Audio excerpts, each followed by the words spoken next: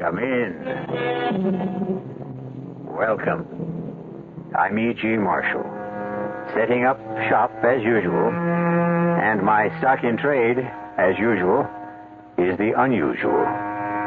I can offer you the unknown, the unexpected, and even the unearthly.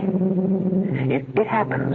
Indeed, it happens to everyone. You find yourself in a strange city, and yet something inside you whispers, I have been here before. You see a strange face, but why is it so oddly familiar? They say history repeats itself. Therefore, we must repeat ourselves. If we are here now, then it follows we have been here before. And we shall be here again. Come in, sir. Have a seat. Thank you. You are Senor Barlo? Yes, sir. Call me Pete. Now, I'd like to show you... I must make sure that you are Peter Barlo. You can ask my secretary. I'm Pete Barlo, sales manager for the development. And let me tell you, sir, this is a blue-chip investment. You'll double your money in 5 years. I have not come here to buy land, Senor Barlo. You haven't? Then why are you here? I have come to collect a debt. A debt? That is correct, senor. What do you claim I owe you? You owe me your heart.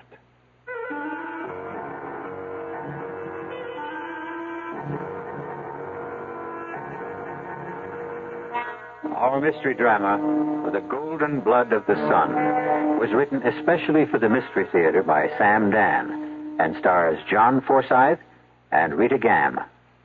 It is sponsored in part by Contact, the 12-hour cold capsule, and Anheuser-Busch Incorporated, brewers of Budweiser. I'll be back shortly with Act One. Ladies and gentlemen, today our Man in the Street interview comes to you from Big City, USA. Excuse me, sir. What do you get high on? I beg pardon? You know, what do you turn on with? Well, you some kind of a cop? Well, it doesn't make any difference anyhow, because I don't use anything. Then how do you get high? Oh, I get high on a lot of things, like seeing my kids start to walk, or the first dandelions in the park, you know. Anything else?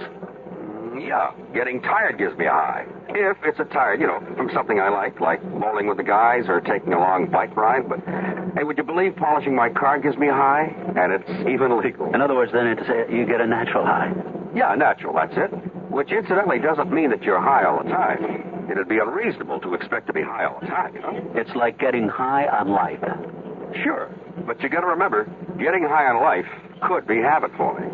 This mini-interview was brought to you nationwide by the New York State Drug Abuse Control Commission. For the best fun anywhere in town, hop in the car and come on down and eat at your Wyatt Cafeteria. There's a handy Wyatt close to you. The food is great. And thrifty, too. That's your nearby Wyatt Cafeteria. Eat out at Wyatt's Cafeterias tonight. There's one in your neighborhood. Oh, my goodness. It's cheaper than eating at home. Eat at your nearby Wyatt Cafeteria. Two things will happen to your air conditioning cost if you buy Carrier's Wrong One today. You'll beat the air conditioning price hike, and you'll save up to $72 a year on electricity. But wait, there's more. Carrier's SE Wrong Ones are twice as quiet as any other system on the market, and they're engineered to last. So save some money. Call your Carrier Dependable today. Call Spencer Air Conditioning and Heating in Irving, your Carrier Dependable. For immediate installation, call Spencer Air Conditioning and Heating today.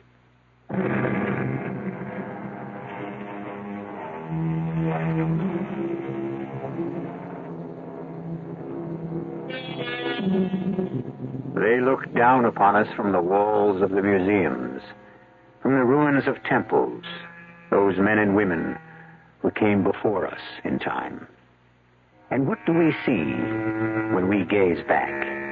What do their faces tell us? We cannot say, because we no longer dream the dreams, nor do we see the visions of our ancestors. True, the past is preserved for us in stone and in bronze and on canvas, but it is merely the outer shell of the past. Where is the soul, the spirit, the beating heart? especially the beating heart. Yeah. The forecast is for rain again this weekend. Well, don't ask me what we're going to do. I'm just giving you the facts. Hold it, Bob. I have the phone. Yes, Millicent, what is it? Send him in. Bob, I'll call you back. Right now I have to talk with the golden boy himself. Sit down, Peter. Mr. Valentine, let's have this out right now. I know you don't like me. I don't dislike you, Peter. I know I wasn't your choice for general sales manager. That's true. Peter, we go by the record. The record shows sales are down. Way down since you took over. Well, we're selling a sun country resort. We're selling glorious weather. We simply haven't had any of that lately. We've had rain for the past 8 weekends in a row. Now, is that my fault? Probably. What do you say? Cause and effect. Before you came, we hardly ever had rain. Since you arrived, we've had nothing but. You could very well be a jinx. Do you mean to tell me that you believe... Peter, you're not a bad guy. You're even a pretty good salesman, but you're in the wrong place. Well, you've been trying to get rid of me since the day I arrived. Peter, why do you insist on making this personal? You just aren't a sun country man. Go back home. You can do great in that ski development area in northern New England. I can do great anywhere. I can sell anybody. I can sell anything. I can't sell people if they don't show up. And they won't show up if it rains. Exactly. Now, why suddenly does it rain here every weekend? The answer is you. Mr. Valentine, you've stopped being funny. I'm being scientific. You have scientifically determined that I am the cause of the weekend rains. Almost. But in all scientific investigation, a control is needed. A control? Exactly. We must establish what happens when you're not here. So take the weekend off. What? Go to Mexico City. Have a ball. The company will pick up the tab. But the weekend is when I should be here selling. Selling? To whom? Who comes in the rain? Now, this is Thursday, right? Yes. Suppose you go to Mexico City tomorrow morning, and we wind up having a beautiful sunny weekend here. Would that prove something? My contract calls for me to be here every weekend. Not if I send you to Mexico City on business. What kind of business? There's a Senor Mendoza who owns some property. We may buy it for a resort hotel. Go there. Look it over.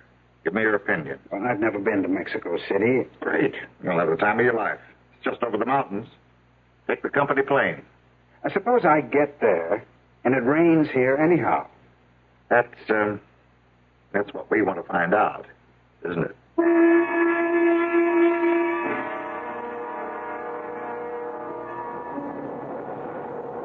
Senor Barlo? Yes? Welcome to Mexico City. My father, Senor Mendoza, sent me to meet you. How do you do? My name is Irina. Mine is Peter. Please come with me. I have the car. You'll be our guest. Oh? I made a reservation at our hotel here. No, my father insists. Oh, that's very kind of him. You will be wined, you will be dined, entertained. That won't be hard to take. And you will probably decide to advise your company to buy the estate. What makes you so sure? Because you will fall in love with it. How do you know that? Everyone does. And yet, I hope you will decide against buying it. You do? Why? This is the car. Why do you hope I'll decide against buying it? Do you like music? Love it. Then let's have some. And now, why do you hope I'll decide against buying it? I happen to be in love with it. That's a very good reason. But we must sell it. We need the money. Yes, well, money in the end becomes the best of all reasons. Why do you keep staring at me? Well, was I staring? Yes. Well, you're probably the prettiest girl in Mexico City. You were staring as if you knew me. How could I know you? I've never been here before. What I don't understand is you look familiar to me, too. As if I knew you a long time ago. Well, I'll tell you what that is. There are just so many basic facial types in the world. So a great many people are going to look alike. I don't mean that. I have the feeling that I knew you once. Gold Eagle? Hold my hand, dearest one. Don't be frightened. Will they kill us, Gold Eagle? No, they would have killed us during the raid. See, they're being kind to us. Why? And where are they taking us? They're taking us to their city, to Tenochtitlan.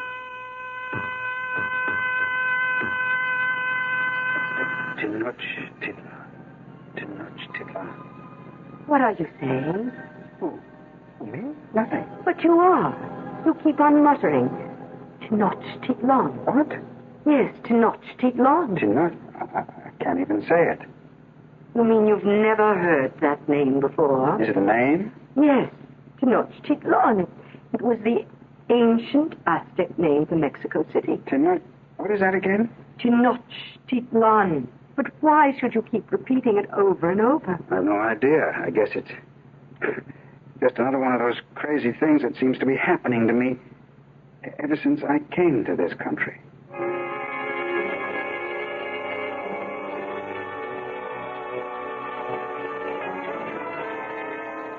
Irene, Senor Barlo's plate is empty. Please help him to some more. No, thank you, Senor Mendoza. No more of anything. If we are going to show Senor Barlo the estate, we should. His time is valuable. I can assure you, Senor, I'm in no hurry. The story is told of the gods, the ancient gods of this country, the greatest god of all, the supreme god of the Aztecs. Oh, I'm sorry. It is nothing. Such a beautiful, delicate coffee cup. I'm so sorry. But this was its ordained I don't fate. understand how I could have dropped it. No one lives. Nothing lasts forever. What? What did you say? I said, if I can remember. If I can remember. Our lives, Gold Eagle, must reconcile the opposites, age and youth, good and evil. We are born only that we may die. But not to die young. You are willing to die young to defend your city against us? Will you die young for your God? Tezcatlipoca is not my God. He's the god of the Aztec. He is your God. He is the supreme God of all Mexico. He is the mighty, the immortal, the magnificent Tezcatlipoca. Come, Gold Eagle. If he needs a few drops of blood, whose blood is it? Yours? It was always his. I will not accept Tezcatlipoca. I will not. Another cup of coffee, Senor Barlo? Senor Barlo? Father, is something wrong with him? Tezcatlipoca. Senor. What is it? Yeah. Why do you keep saying Tezcatlipoca? What am I saying? Over and over again, Tezcatlipoca. What does that name mean to you? Nothing. I don't know who or what it is. I never heard of it. Tezcatlipoca is the supreme god of the Aztecs. Really? The god of the sun. The sun? Now, why should you, a perfect stranger in this country, keep saying the name of the ancient sun god? Have you ever studied the history of the ancient Mexican people? No. Well, the truth is, I'm really not very much of a history student. While you were saying this name, were you looking at anything? I don't know what you mean. Well, it could have been a dream. Therefore, you might have been somewhere talking to someone. No. Now, wait. I seem to be aware of a golden glow. Uh-huh. And that's all. Have you... I don't even know how to say this, but have you had any unusual thoughts about the sun lately? The sun? It's odd that you should bring that up, but I've been accused... Yes, you've been accused? You know the resort that my company is developing in the valley? Yes. How often does it rain in that part of the world, normally? A few sprinkles, perhaps, over the course of a year. Well, there have been steady downpours for the past 8 weekends. Oh, no. No, I find that impossible to believe. My project manager holds me responsible. For the rain? Yes, the man said that I'm a jinx. He sent me here to prove that with me gone, there'll be sunshine back at the project. Excuse me. Hello? Mr. Peter Barlo, please. One moment. Senor Barlo. Thank you. Oh, hello? Peter, Yeah? Oh, yes, Mr. Valentine. thought you'd want to know. There's been a sudden shift in the weather. Not a cloud in sight. We've got a brilliant gold sun and a deep blue sky. How about that?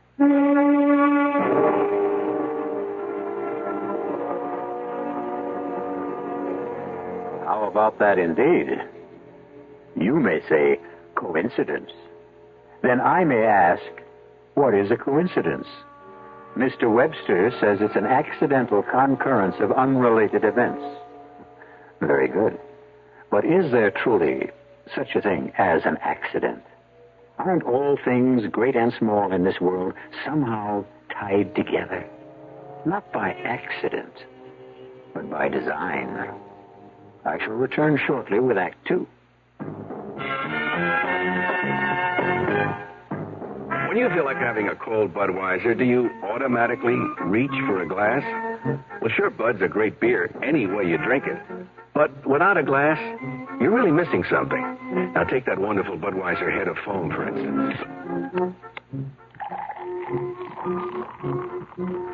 Those bubbles, tiny though they are, still amount to something pretty special at the top of your glass. Taste appeal and eye appeal. Two results of exclusive beechwood aging and natural carbonation. It takes a lot longer to brew Budweiser that way, but brewing beer right does make a difference that you can taste.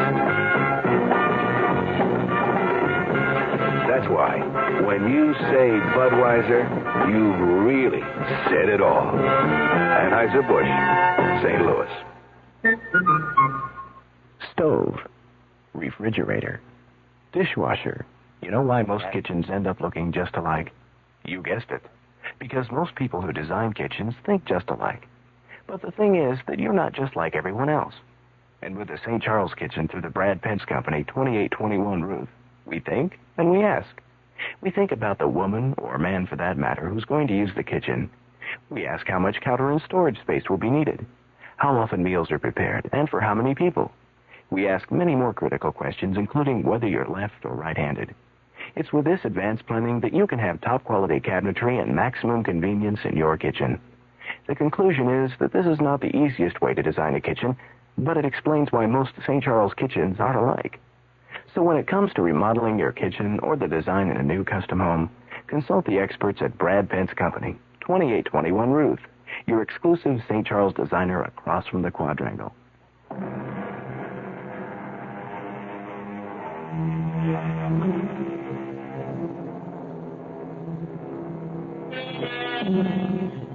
How would you like to be Peter Barlo, a bright young man selling land in a Mexican resort, and discover that somehow you had upset the sun? Well, superstition may be superstition, but evidence is evidence. When Peter is in the area, it rains. When he's absent, there's sunshine. You can count on it. You can predict it. You can even bet on it. Yes, indeed, Peter. We're having beautiful weather. The crowds are pouring in. But I'm already squared it with New York. You've been transferred to the New England ski development. You mean that the weather is sunny out at the development? It's gorgeous. How's the weather in Mexico City? It looks cloudy. Frankly, Peter, I think you ought to run our hotels in London. See you around. Bye. Well, I don't know what to say.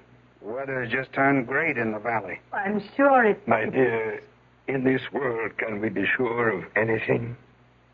I think we had better ride out to the estates.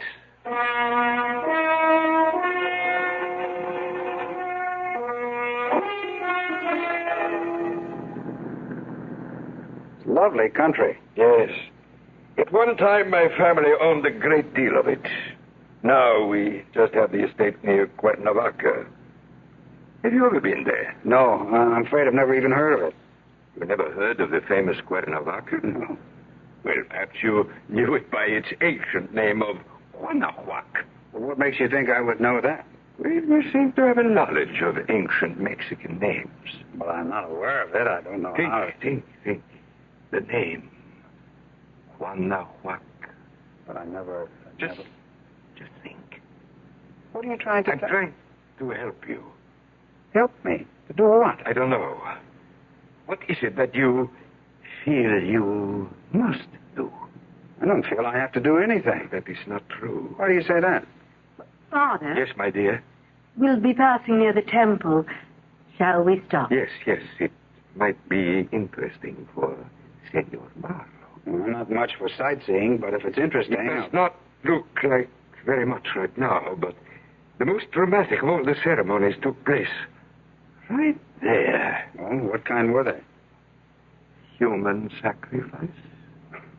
Sounds barbaric. In this temple, the high priest of Tezcatlipoca stood ready with a knife. The knife made of glass, black glass, and he would cut out the heart of the victim. That's not barbaric? Oh, there was no pain. Death was immediate. But the whole idea is... Your idea, perhaps. But it was a ritual of a people whose civilization is not to be despised. There's the temple, Father. Yes, by the side of the lake. In the old days, they would arrive by boat. A very joyous procession. That's the temple, that crumbling heap of stones? It was never a splendid place. It was used just once during the year and for one purpose only. It was never taken care of. Hardly ever repaired. All that was needed was the stairway leading to a chamber at the top where an altar of stone and a priest with a knife of glass waited. Gold Eagle. Yes. We have arrived. Are you ready? I'm ready. Say goodbye now to soft cloud. No, he must not go. Children, this was agreed to. Why must he die? He will not die. He becomes part of the body and the spirit, the flesh and the blood of Tezcatlipoca. No. Are you a royal princess or a slave girl? You know your duty. Don't go, Gold Eagle. Refuse. Refuse? They can't compel him. Oh, yes. Yes, you may refuse, Gold Eagle, and spend the rest of your life as a slave. But it will be life. And you will spend every lifetime till eternity as a fugitive from the wrath of Tezcatlipoca. You have no right to say anything. It is for him to decide. He has already agreed. Gold Eagle. His heart will be of no use to Tezcatlipoca if he is not freely given. The sun is about to reach its highest point. You must decide, Gold Eagle. At this moment, we must know your decision. Save yourself. Save yourself. Speak. I don't know. I don't know what to do. Interested in seeing the temple, Senor Barlo? Senor Barlo? I don't know what to do. I don't know what to do. Father, what is wrong with Senor you? Barlo, are you all right? I don't know what to do. It isn't the first time, Father. Sometimes he seems to be off somewhere else and says things you just can't understand. I don't know what to do. Senor Barlo. Well, I must have dozed off. No, Senor. You were having a nightmare, or was it a hallucination? I'm afraid I don't know. Senor, something has happened to you since you arrived in this country? Yes, I'm sure something has. Irina, we shall not visit the estate today. Turn back to the city. Senor Barlo must see a doctor. A doctor? No. Why not? Because I'm all right. Is that true, Senor? Are you really all right?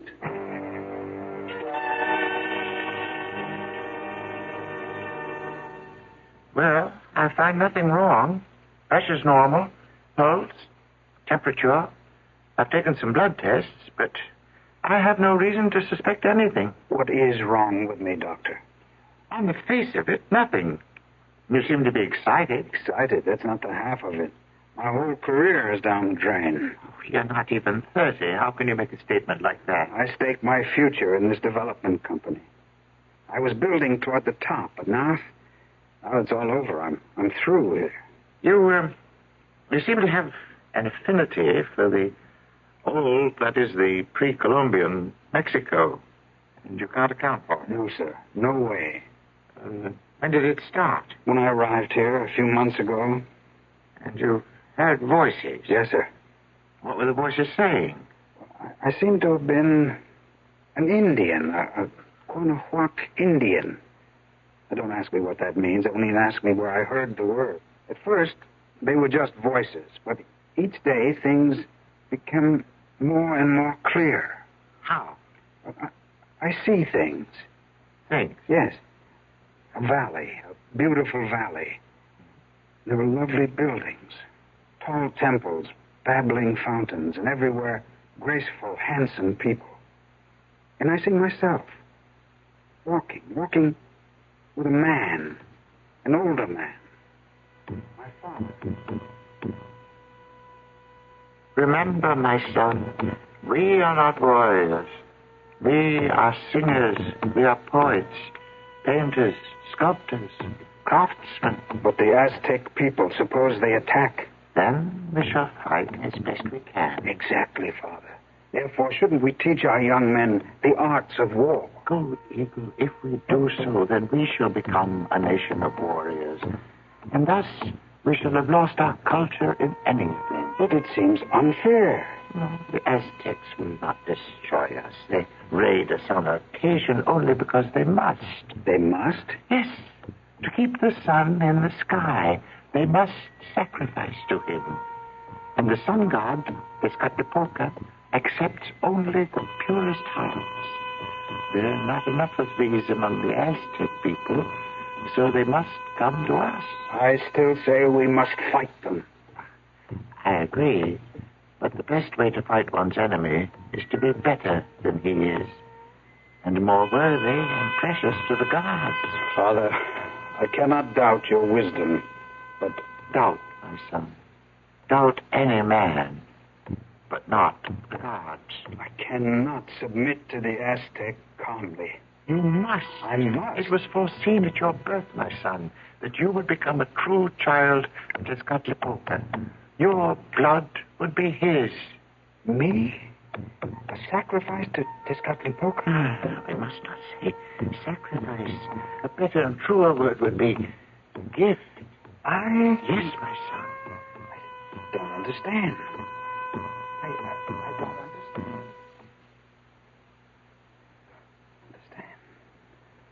Don't understand. Peter. No, I don't understand. Peter. Peter? Yes, what is it? Where were you? Where was I? Yes. For at least a minute, your mind was somewhere else. Are you going to tell me you don't know? Well, it's too fantastic. You wouldn't believe it. Try me. I was in Quanahuac, the place I told you about. Yes? I'm young, I'm handsome, I'm everything a young prince should be. That's why my name is Gold Eagle.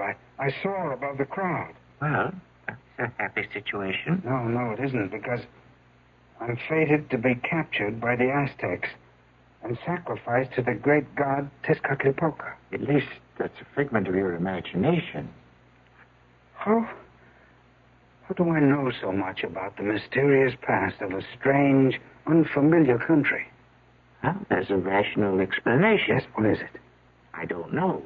Well, then how can you say it? The fact that I can't come up with an explanation right now doesn't mean that it doesn't exist, does it? Doctor? Yes? Look outside your window. What do you see? It's raining. Oh, but that's impossible. We never get rain this time of year. And I'll tell you something else. It'll rain for as long as I'm here. The sun god is angry.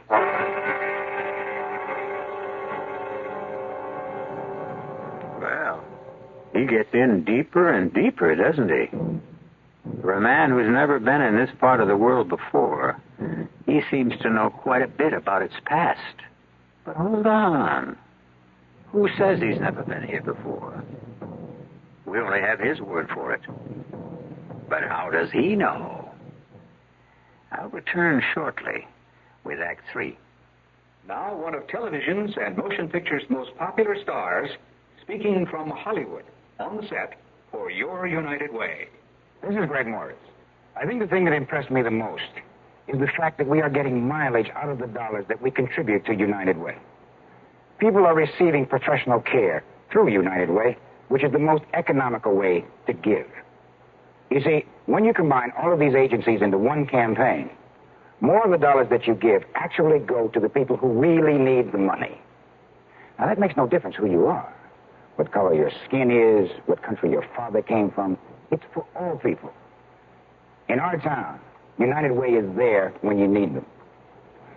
None of us is immune to the problems of alcoholism, mental health, kids mixed up with dope, crippled babies. So give your fair share. Thanks to you, it's working. United Way. We make saving easy for you. Many customers tell us at Richardson Savings they like to do business on Saturdays. So we keep our Valley View Shopping Center office open every Saturday, 9 till 6. No matter which of our 7 convenient offices you normally use, you can make savings deposits and withdrawals, apply for loans or cash checks on Saturdays at Richardson Savings Valley View Mall office. We're near the Preston Road entrance, making savings easier for you.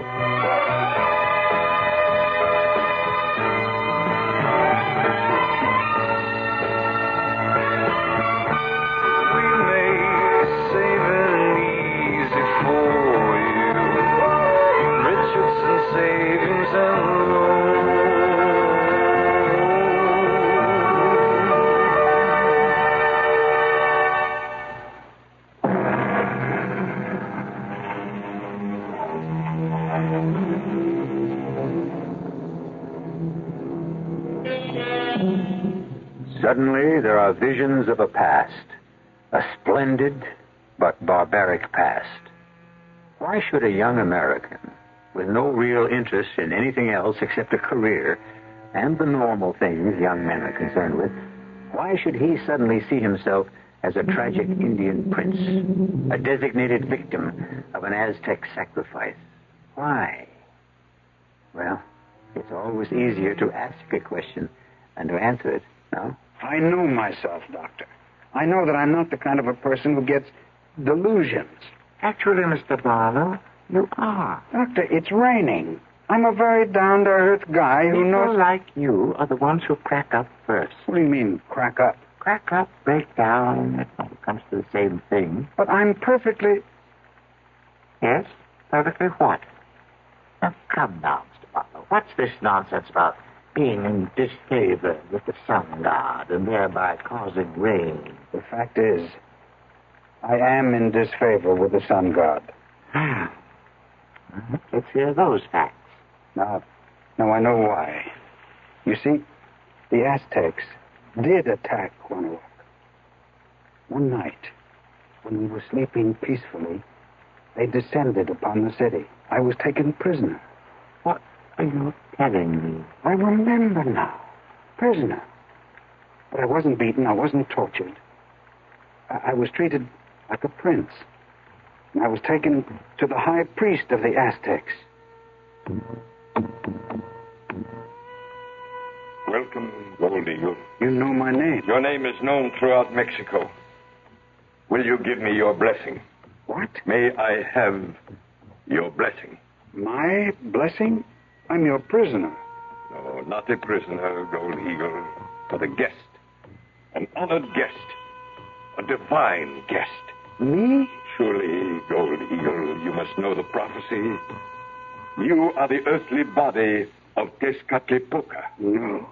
Oh, no. And this year you shall dwell among us to guide us, advise us, even rule us. I don't understand. Why not? You have his heart. But And at the end of the stated year, as it is commanded, you shall return his heart to him. Holy One, you must listen. I am not worthy You of such... are modest which is good. But suppose I refuse? How can you refuse? Why should you refuse? We only live because the mighty sun god gives us his blood. Is it unreasonable to give him a few drops of ours in return? But suppose I still refuse? Then live your life, whatever shall be left of it, as a slave in the mines, shunned.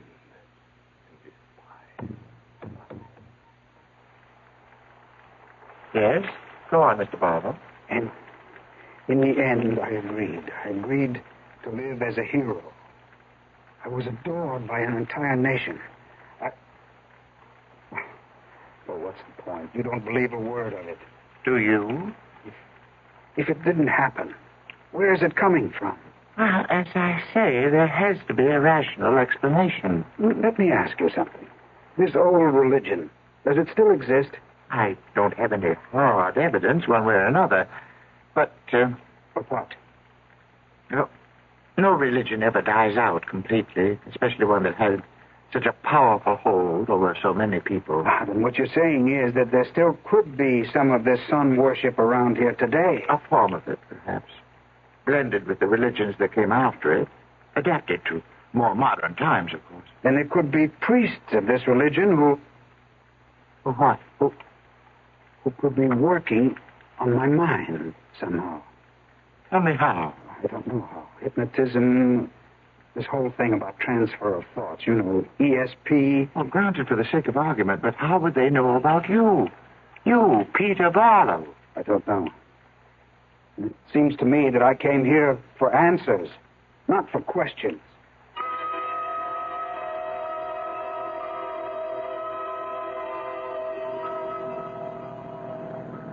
Thank you for picking me up, Irina. My father wants you to come back to the house. He believes you should do nothing. Just rest. I hate to impose. Oh, it's nothing. It makes him very happy. But I will say something else. Yes? I will say you must not come back. No? No. Please, let me drive you to the airport. The airport? But why? You must get board a plane at once. What is it, Irina? Leave this country. Why? Why do you say that? Because I love you. What? I love you. But we only met yesterday. No, I have always loved you. Always? What do you mean by always? My name is Soft Cloud. Soft Cloud? How would you know the name? I was given to you as a gift. A gift? That year of splendor. You could choose among all the princesses of Mexico for your consort. You chose me. You remember? I'm going crazy. None of this is a dream. Gold Eagle. Gold Eagle? You even know that? I have lived through it also. When the year ended, I couldn't bear to give you up. Give you up to the knife of black glass and the sacrifice, so I persuaded you to refuse. I remember. I went into the mines. And I went with you. And it wasn't long before I was no longer handsome, and you were no longer beautiful. I remember. And I died very soon after. I was very young, I remember. Yes. What am I saying I remember for? I don't remember any of it. This is just some funny fantasy running through my brain. That's it. It's a fantasy, a hallucination. No. My name is Peter. No. Once again, I ask you to refuse the knife. What knife?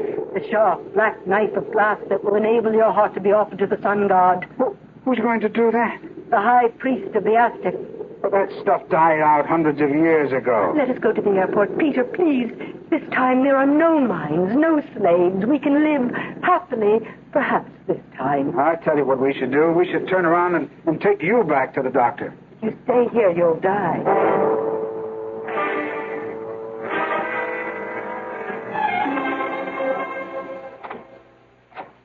Come in. I'll turn on the light. What's in here? Look. It's the chamber of the high priest himself. See? Here are the ceremonial headdresses, the robes, the ornaments of gold, and there... I see. ...is the knife, the sharp and pointed knife of black glass. To whom do these things belong? I told you, Peter, to the high priest. You talk of him as if he's still alive. Still alive and very much alive. He's my father. Your father? I don't believe any of this. Peter, if you stay here, you'll die. I can protect myself. You will die willingly. Oh, no, never.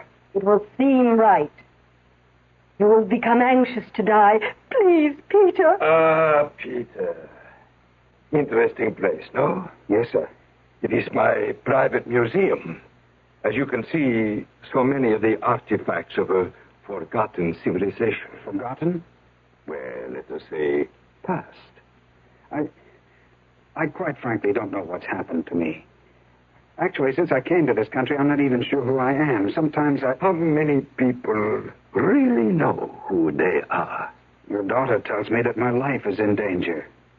Danger? Yes, that I'll die if I stay here. What do you say to that? That depends on what you mean by die. Look, I was sent here to examine an estate you have for sale. May I see it now? Are you well enough? I'm fine, just fine. Somehow I got mixed up with some superstitious nonsense, but I can shut that out of my mind. Let's go. As you wish.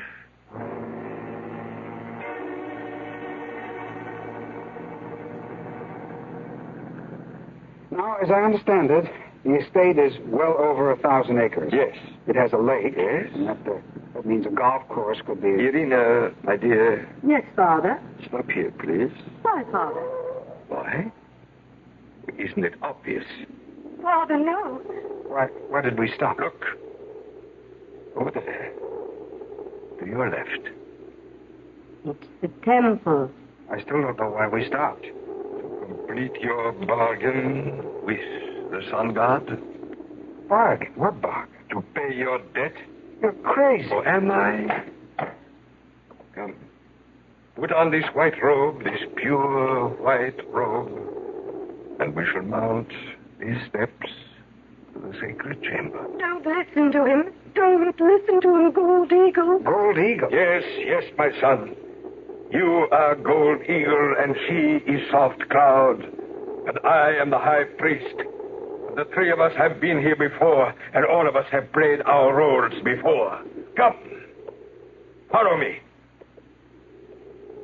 I am waiting. Don't go. Don't go. This is what she must say to you. She represents the flesh, the present, the here, the now. She is the temptation of the world. She is being true to her mission. She has convinced you in the past, so many times in the past. What do you mean, so many times? The first time, when I was the Aztec High Priest, you were the golden captive of the Quanahuac. There have been other times since then. Do you remember? No. Tezcatlipoca waits. He has given you his blood, his heart. He waits for you to return. He waits through all your lifetime. No! Oh, God. Irina,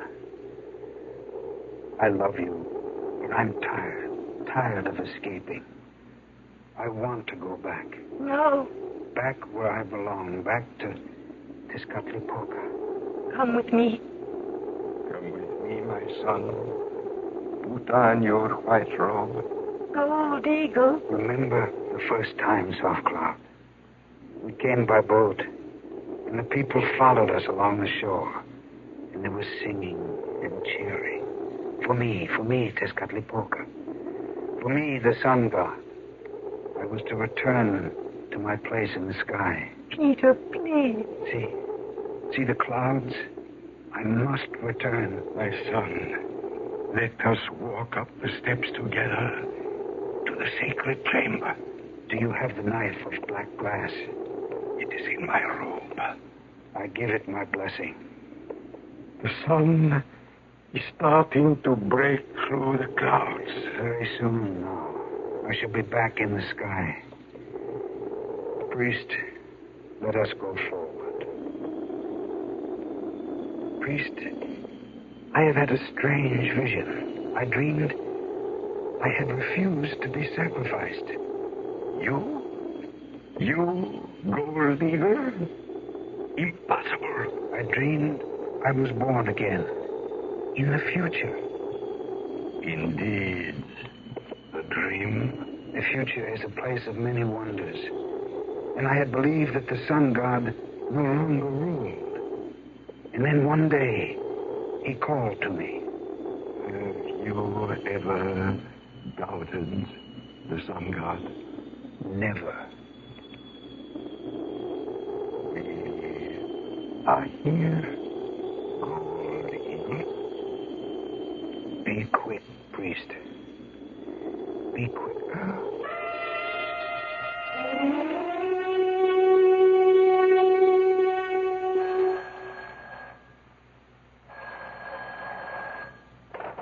Hello? Hello, is Peter Barlo there? Peter Barlo. Well, I'm sorry, there's no such person here. Is this the home of Senor Mendoza? Yes, I'm his daughter, Irina. Well, a couple of weeks ago, I sent him to see your father's estate. I know nothing about that. I called him there the day after he arrived. I spoke with him. That's impossible, Senor. My father and I have been in Europe. We only returned home last evening. But I made arrangements with Senor Mendoza for Mr. Barlo to see the estate. I'm sorry, Senor. You must be mistaken.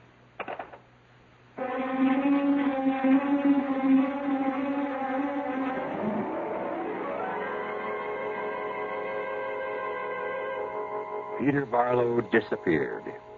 He was never seen or even heard of again. And we really don't know what happened. Maybe the old religion survives. Or maybe Peter may have looked at Trina in a way that old man Mendoza didn't like. What's positive is the fact that this is a world of endless possibilities. The only sure thing is that I shall be back shortly. Give your hand to a friend. Give your heart to your love. But give your cold to contact. The sooner the better. The common cold is a rotten thing. You miss so much. Sneezing, drips, and congestion can drag you down. Then ask yourself the contact question. 6 or 3 or 1. You'd need 6 cold tablets, 2 every 4 hours, or 3 ounces of Cold's liquid, 1 every 4 hours, or just 1 contact for up to 12 hours continuous relief of those symptoms. That's daytime, then nighttime relief. Both the others have things for aches and fever, and the liquid, something for coughs. Not found in Contact 600 Tiny Time pills. Give your cold to contact. 6 or 3 or 1. Take Contact. Only as directed.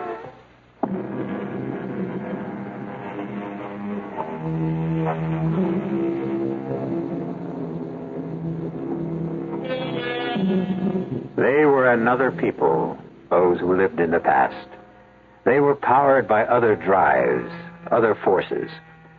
They were people of faith, people of vision. Everything they built was for the glory of their gods. They will be remembered for their magnificent temples and their enduring belief. And what shall we be remembered for? Our cast included John Forsythe, Rita Gam, Arnold Moss, and Barry Kroger. The entire production was under the direction of Hyman Brown. Now, a preview of our next tale. What do you want? I want things as they are right now. I don't know what that means. I want you to keep living in fear, filled with fright, worrying, wondering what I'm going to do about you. That's all you want? It's enough. Why? What did I ever do to you? What did you ever do to me? Oh, how dare you ask that? I ask because I don't know. You killed the man I loved. The man you loved? You killed Scott Partridge. He didn't even know you were alive. Does that matter? Can you live without the sun? Does the sun know you're alive? You love Scott. Love? Oh, what a weak, fragile word. I adored him. I worshipped him. And you killed him. This is E.G. Marshall inviting you to return to our Mystery Theater for another adventure in the macabre. Until next time, pleasant dreams.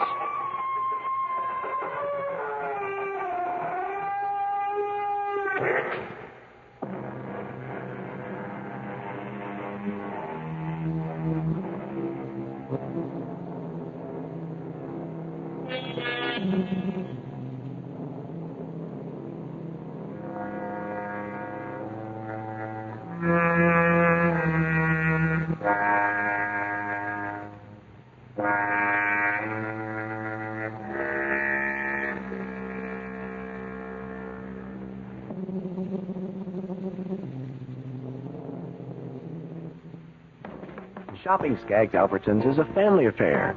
Skaggs Albertsons puts it all together, food and drug with one central checkout. Skaggs Albertsons features a complete line of stationery and school supplies.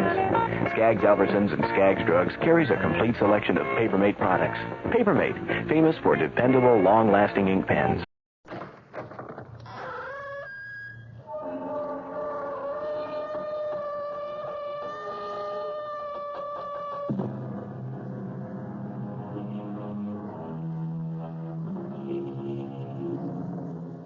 Come in. Welcome. I'm E.G. Marshall. Welcome to the sound of suspense. Welcome to the fear you can hear. But mostly to the world of terrifying imagination. In the next 52 minutes, you'll hear a story about truth. Everyone is in favor of truth, of course. It's a word which produces immediate reverence and respect. But sometimes the truth can be a terrible thing, even a shattering thing. Oh, my God! Mark, you hit a woman! I told you not to drive so fast! I didn't see her. I didn't see her crossing the road. Is she alive? Oh, Mark, look at the way she's lying there! Lorna, she must be dead. Lorna, you mustn't tell anyone. Please, you mustn't tell anyone.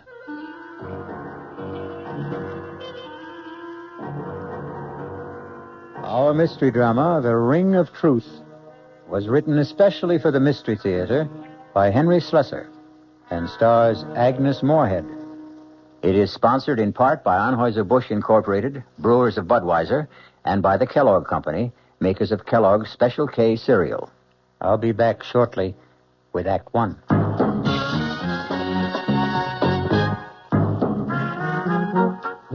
Some beer drinkers have funny ideas about beer. They think beer improves with age, like wine. Well, find a brewmaster, though. You'll find a beer drinker who knows better. The Budweiser brewmaster says it all depends on how beer is aged. Just letting beer sit in lagering tanks makes it older, not necessarily better. That even goes for keeping a case around the house for a couple of months. But there is one kind of aging that's good for beer. The Budweiser kind. Beechwood aging. In this kind of aging, something happens. It lets all the flavor of the choicest hops and best barley malt that go into Budweiser get through to you. Sure, it takes more time and trouble to brew Budweiser that way, but brewing beer right does make a difference.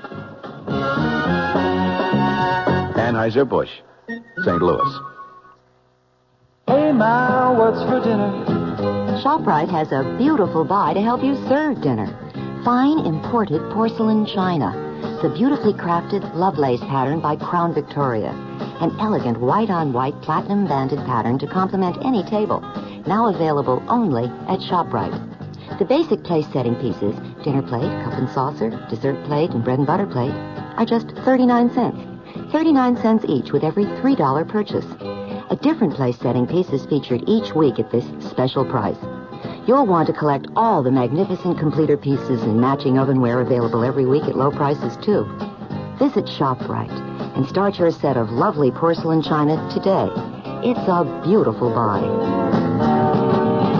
Hey, Ma, what's what's for dinner?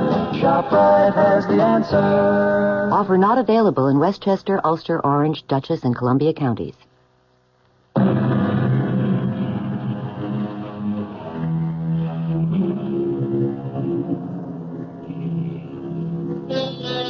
Now here's Act One of The Ring of Truth. The place? A charming college town in New England. The people you're about to meet? Young Lorna Kittredge and the special man in her life, Mark Kramer. His driving speed? A comfortable 30 miles an hour. I'll tell you what I resent most about your father, Lorna. It's the fact that he deliberately keeps forgetting my name. Mark, don't be so silly. Daddy has a genuine problem about names. No, I'm sorry, darling. I just can't buy this absent-minded professor stuff. It's too corny. Corny or not, that's exactly what my father is sometimes. Absent-minded. His mind is always up in the stratosphere somewhere, communing with Socrates or Schopenhauer on the meaning of truth. You just don't like my father very much. I hardly know your father. Look, I want to get along with him, Lorna. After all, he's going to be my father-in-law, isn't he? You're almost home. What can I do to put you in a better mood? That's easy, darling. You can promise to tell him tonight. Oh, Mark. Tonight? Why not? But I told you that the Pryors are going to be at dinner tonight. Harold Pryor's Daddy's publisher. So? After they leave, you can tell him. Lorna, we've been engaged for almost 3 weeks now. Nobody knows about it except you and me. Well, isn't that enough? Not for me, it isn't. No. I'm the kind of guy who wants to shout it from the housetops. Yes, I do, too. I really do, Mark. I love you so much. All right, darling. And prove it. Tell him tonight, Lorna. Tell him you're going to marry what's-his-name.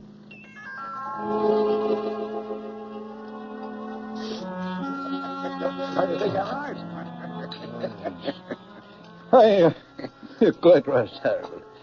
What the book needs is a much sexier title. Well, of course, there isn't a word about sex in it, but what's the difference as long as it sells, huh? What's the latest book about? Why, truth, of course. Daddy's favorite subject. Should be everyone's favorite subject, in my opinion. You know, if you really want a suggestion for a new title, Professor, I think I have one. Do you, mate? Daddy, the name is Mark. Oh, yes, of course. I'm sorry, Mark. Well, go on. Let's hear your suggestion. Why not call it The Ring of Truth? Well, I think that's a very good name, but, of course, that's up to Professor Kittredge. It's not a bad title, Mark, but, well, it does imply a lack of sincerity, doesn't it? The Ring of Truth is only the surface appearance of it. What I'm examining in my book is the necessity for stark truth, for truth unafraid. Of course, there's a fairly good argument against stark truth sometimes, isn't there? I mean, there's still a necessity for a white lie now and then. You mean in the real estate business, perhaps? No, not just in my business, in everyone's. I mean, there are times when tact, courtesy, and general goodwill call for a shading of the truth. May I make a suggestion, everyone? Why don't we have our coffee in the living room? It's a good idea, darling. No, George, I want to... I'll give you a hand with the dishes, honey. Besides, I'd like a little conversation with you in the kitchen.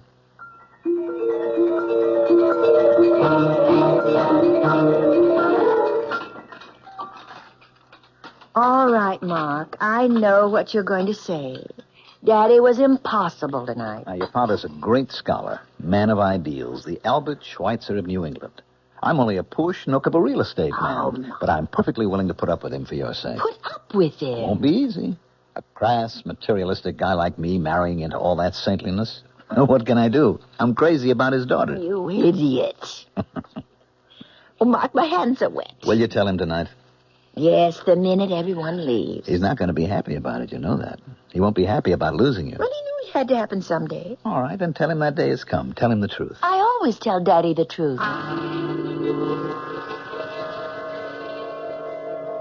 Daddy, can I come in? Yes, darling, of course. I didn't want to interrupt your reading. Oh, I can't really read this book. I don't understand the language. Have you seen it, by the way? Hmm? Still another edition, German, of the 7 Secrets of Shakespeare. It's lovely. What a beautiful binding. Yes, I'm pleased with it. I suppose an author never loses his affection for the first book he writes. Well, it's more than just that. This book made you famous. In very limited circles, yes. And I hope you've enjoyed the evening and that your friend did, too. The only thing Mark didn't like was being called Max. Oh, I'm sorry about that, Precious. I hope he wasn't offended. But you have to admit that you do bring home a lot of young men. Daddy, that may have been true once, but Mark Kramer is the only man I've seen for the last 6 months. That long? And the reason I've seen him so much is that I'm in love with him. Well, that isn't an entirely new phenomenon either, is it? Daddy, Mark asked me to marry him. I said yes. Marriage? You know that word, don't you? It's English, not German. Yes, I know the word, but, well, it's just that I never supposed you'd want to marry now. I mean, before your doctorate, before you've done all those things we planned to do together? Marriage wouldn't put an end to our plans. And as for your lecture tour, but you don't really need me along. I don't know if I'd want to go without you. I'm getting a little old to gallivant around Europe by myself. It's the first time I've heard you complain about being old. For some reason, the last 10 seconds, I began to feel old. Of course, Mark and I could go with you to Europe as a sort of honeymoon. No, Lorna, he's not going to want that, I'm sure. In fact, my guess is that your young man is going to want to see as little of me as he possibly can. No, Daddy, that isn't so. He knows that I won't just abandon you. I couldn't be that heartless. That's the last word I'd use about you, Precious. I know your heart only too well. I know what a tender, beating little thing it is. I've always been afraid of the man who would trap it someday. I just wish you knew Mark better. He's not a I'm not saying anything against Mark. I feel this way about any man. I'm like the tired old king of the fairy tale, darling, forced by the condition of kingdom to give the hand of his princess to a commoner. Oh, Daddy.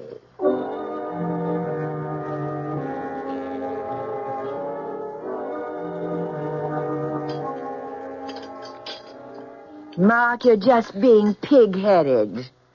It won't even be 6 months. And by that time, I'll have my doctorate, and Daddy's lecture tour will be over. Oh, that's great. Just great. Waiter, where's the drink I ordered? Mark, I've never seen you have more than 2 martinis in my life. Oh, you're wrong, my love. I had one before you got here. The one coming up will be number 4. Mark, please, don't be so upset. I'm not breaking our engagement. I'm simply asking for a postponement. How long did it take to talk you into it, Lorna? Well, it was something I decided to do, Mark. All by myself. Because you realized how important it was? To get your Ph.D.? To make sure Daddy was taken care of on his lecture tour? But it is important to me. You know, you're a lucky girl to have a father like that. Now, you take my old man, good old Charlie Kramer, real estate. I don't think he ever heard of an ethic or an ideal in his life. Probably told a dozen lies a day, old Charlie. I guess that's why he turned out so badly. You're drinking too much. You always do when you're angry. Just another flaw in my character. Hardly noticeable in the general ruin of my personality. Please, Mark, I don't want you to be drunk to drive me home. Oh, don't worry. I won't even have that 4th drink. See what a nice guy I am? I want to make sure you get home to Daddy safe and sound.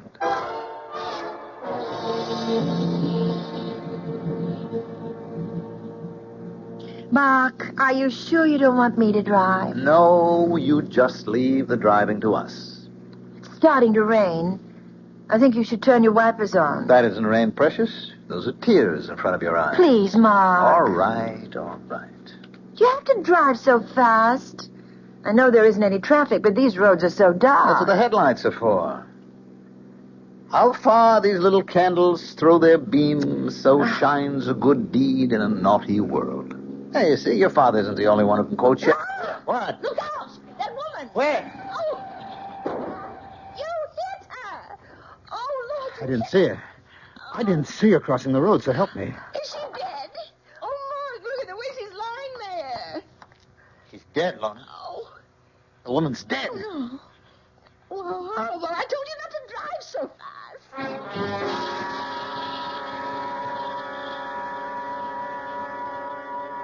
Oh, Daddy, it was so awful.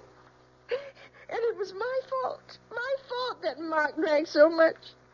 He really doesn't like whiskey very much, but when I told him about what we decided about postponing the wedding...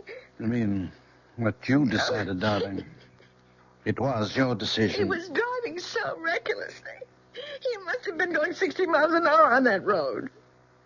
The speed limit there was only about 30. They haven't arrested him, have they? No. But the police were called, weren't they? Yes. They know Mark, of course. He's lived here all his life. Didn't they give Mark a sobriety test? No, nobody even suggested it. I mean, Mark didn't seem to be drunk at all. Not after it. And of course, he didn't say he'd been drinking. Didn't mention the speed he was traveling at. Well, they asked him. Mark said he was going 35, and the woman just stepped out in front of him. I see. He had to say it, Daddy. I mean, otherwise it would have been a crime, wouldn't it? I think it's called vehicular homicide. Well, he could go to prison for that, couldn't he? Perhaps. Donna, what did you say? What? What did you tell them when the police talked to you about the accident? They didn't. They didn't ask me anything. They said there would be an inquest to determine the facts.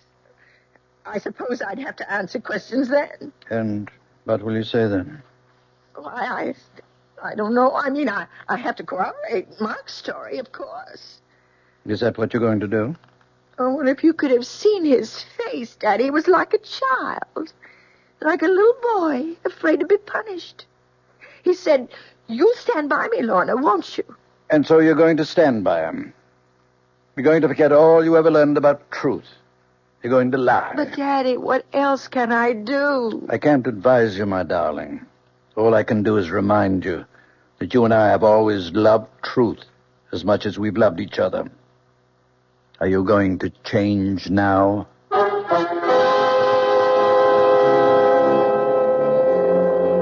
And so Lorna finds herself in the corner of a triangle. The man she loves on one side, the father she loves on the other. But the invisible corner of the triangle is that mysterious thing called truth. We'll find out what Lorna Kittredge does when I return shortly with Act 2. And now another tale of the ball and chain. At Kellogg's Special K. Presents Overweight on an overnight train. Is the seat taken? Please, sit down. You have exceptional legs. But why is one of them attached to a ball and chain? This ball and chain? It's a symbol. Funny, I would have sworn it was a ball and chain. I mean symbolic. Because carrying around a few extra pounds can be just like lugging around this ball and chain. I see. May I suggest something? Uh-huh. Try a bowl of Special K, skim milk, orange juice, and coffee. It's the Special K breakfast. Will it make me lose weight? No. Oh. You must also exercise and eat smart at every meal. I see. Do you know the Special K breakfast is less than 240 calories, 99% fat-free, and delicious? No, but if you hum a few bars... And that's another tale of the ball and chain. Your happy ending could begin with the Kellogg's Special K breakfast. That's Kellogg's Special K. Good night. This is WOR New York, your Mystery Theater station. And Sparta.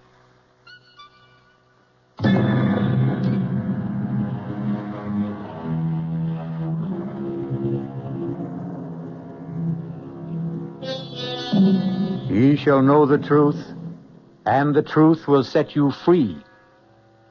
Will that familiar saying work in the case of Mark Kramer?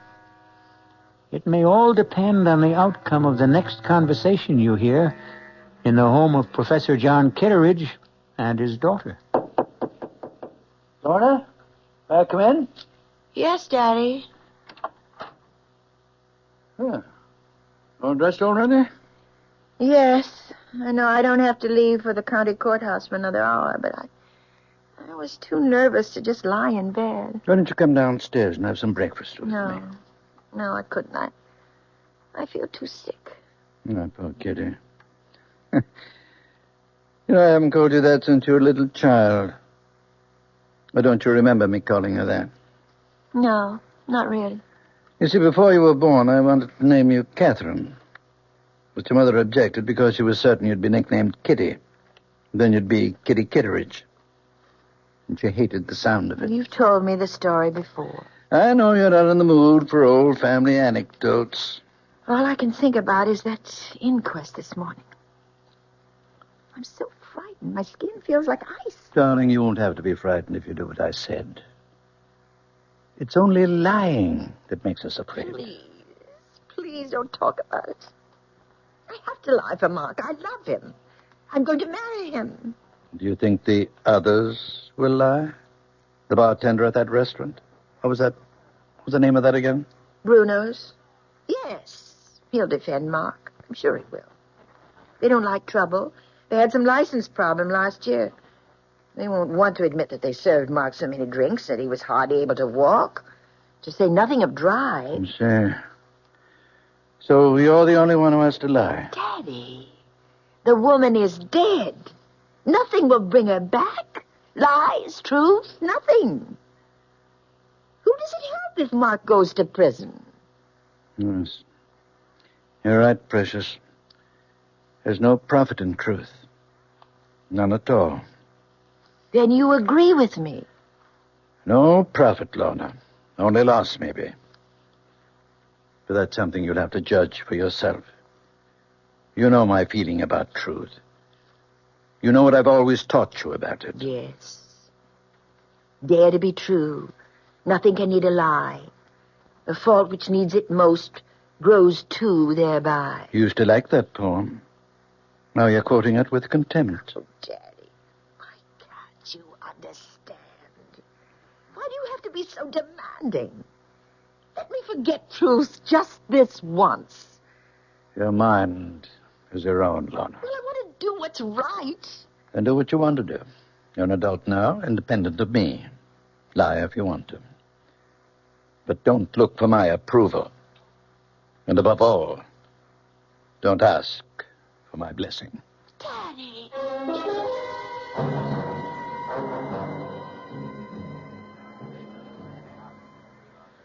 Let's have some quiet.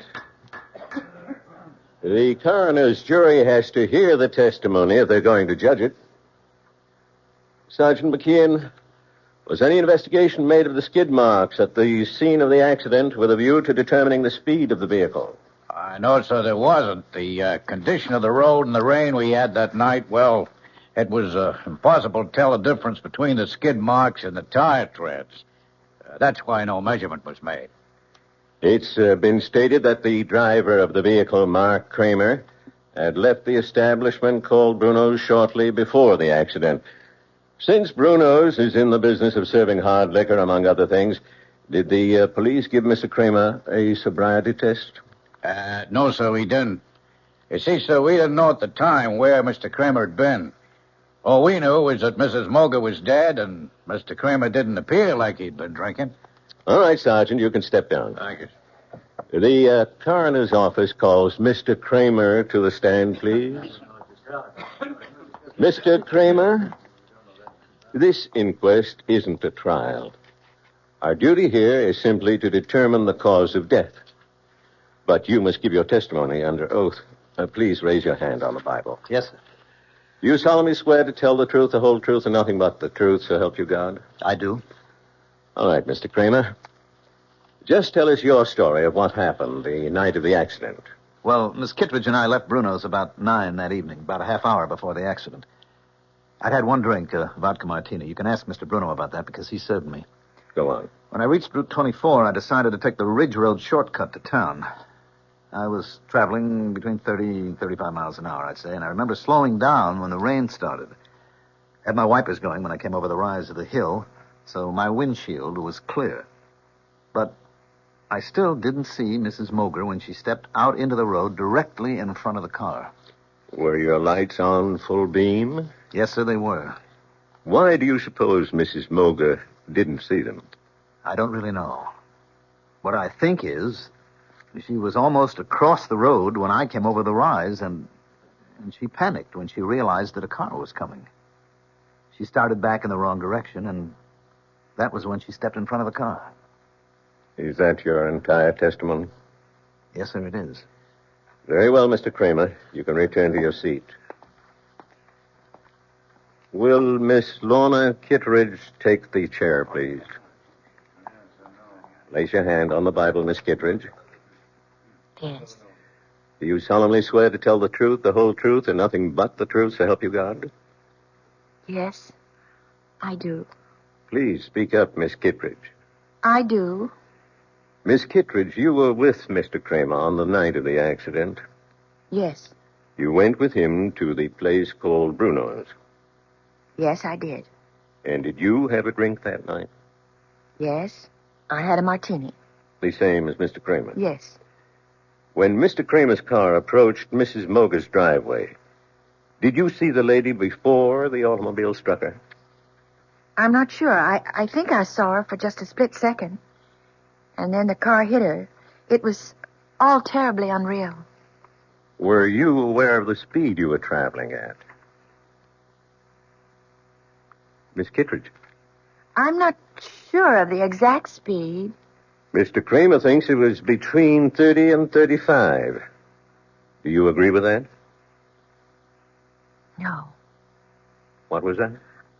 It couldn't have been that. It was more like 55 or 60. Did you say 60, Miss Kittredge? About that, yes. Lorna, for God's sake. I hope you've considered this reply, Miss Kittredge. Yes, I've considered it. We were traveling at least that. I'd been looking at the speedometer only a few minutes before. I was complaining to Mark about his speed, but he wouldn't listen to me. He wasn't in any mood to listen. He was angry, and he was drunk. Lorna! Please, everybody, quiet now. Mr. Kramer, please take your seat. It's the truth. The truth. I can't help myself. He was drinking. He had too many martinis, and he was drunk. Are you telling us he had more than one drink? He had 4. I know he did. And he drove like a madman. No matter how I tried to stop him, he never thought that woman would be on the road at that time of night. He wouldn't listen. I couldn't believe it was really happening. It was like hearing someone else say the words. Please don't cry, Kitty. I tried not to look at his face. I tried so hard not to see him, but I couldn't stop myself. How can you blame yourself for telling the simple truth? How can you think it's wrong? But don't you realize what'll happen to him, Daddy? He's going to be indicted. He may go to prison. I'm sure Mr. Kramer will hire himself a very smart attorney. Who's that? I have no idea. I can't see anyone now. I just can't. Yes, of course. You go to your room and I'll answer it. Go on, darling. Go lie down. Yes. Oh, it's you. I want to see Lorna. Mark, please listen to me. I know exactly how you're feeling at the moment. Thanks for remembering my name, Professor. That must be the very first time. I'm sure you realize that what Lorna did this morning was extremely difficult and painful for her. That it was an agonizing decision. Only who made it? Lorna's lying down right now. I suggest you try telephoning her later. I'm not leaving until I see her. I had hoped we wouldn't get violent about all this, Mark. Frankly, I don't think you're in a good position to commit any other rash actions. Daddy, it's all right. Lorna, I thought you were in your room. I'll talk to Mark. Very well. But don't ask me to leave, because I won't. You don't have to leave, Professor. I'd like you to know this, too. Know what? What the town gossips are saying. Lorna, they're saying that we had some kind of fight. A lover's quarrel, and that you wanted to get back at me. Oh, you know that's not so. Yes, I know it. But the other explanation makes even less sense. That you just had to tell the truth. Well, it wasn't easy for me. Lies would have been easier. One small lie, Lorna. That was all you had to say. You're so afraid of hell that you wouldn't lie for me? I can't expect you to understand. But I do understand. Better than you do, maybe.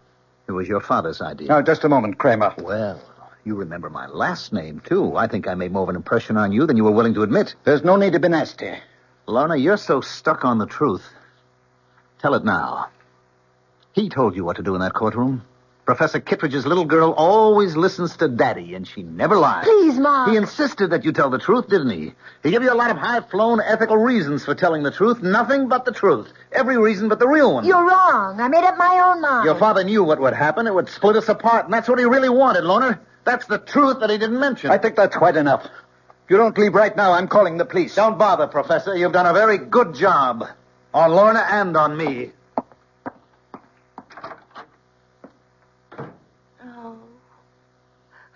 Oh, Daddy. Daddy. Kitty, don't. It's going to be all right. How can it be? He hates me now. Things will change. You wait and see. He'll get himself a smart lawyer, and nothing will happen to him. Mark Kramer, having been found guilty of the crime of manslaughter, it is my duty to sentence you to imprisonment for a period of not less than 1 year and not more than 5.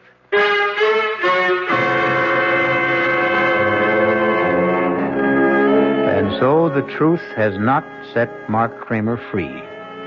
It sent him to prison, where he'll have plenty of time to ponder the complexities of ethics, justice, and human nature. Or perhaps he'll ponder something else, like revenge. We'll find out when I return shortly with Act 3.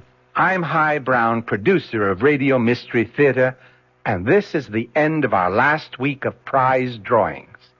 Just send us your name and address tonight to be eligible for one of 50 prizes: 2 AM/FM stereo phonos, 2 travel clock radios, and 46 anthologies of modern suspense. We've been most gratified by the program comments so far. So, if you have a chance to write, we hope you will. And let us know a bit about you, who you are, what you do, how old you are. But your name and address are enough. To Mystery Theater, Box 50, Radio City Station, New York, 10019. That's Box 50, Radio City Station, New York, 10019. Entries must be postmarked no later than tonight, the 26th. Offer good everywhere unless locally prohibited. This is WOR New York, your station for the Mystery Theater. An invitation. This is Peter Roberts. Join us Sunday morning, 8:15 to 10 here on WOR for Rambling with Roberts.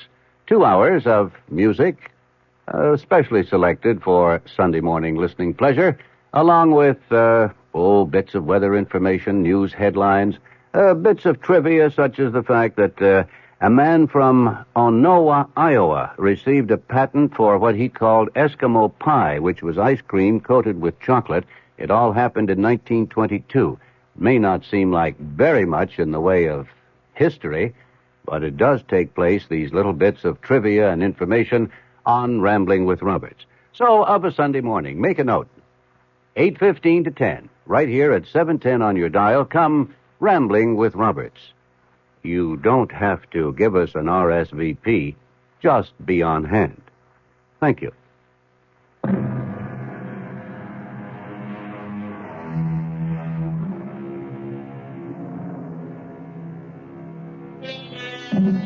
It's now 1 year later. Sad to say, Mark Kramer is still wearing prison gray. As for Professor Kitteridge, he's had problems too. A bad case of the gout caused cancellation of his European lecture tour. Even more disappointing, his daughter Lorna lost interest in working on her thesis and abandoned the idea of obtaining her doctorate. In fact, Lorna Kitteridge seems to have lost interest in life itself. Lorna, you awake? Yes, Daddy. I'm up.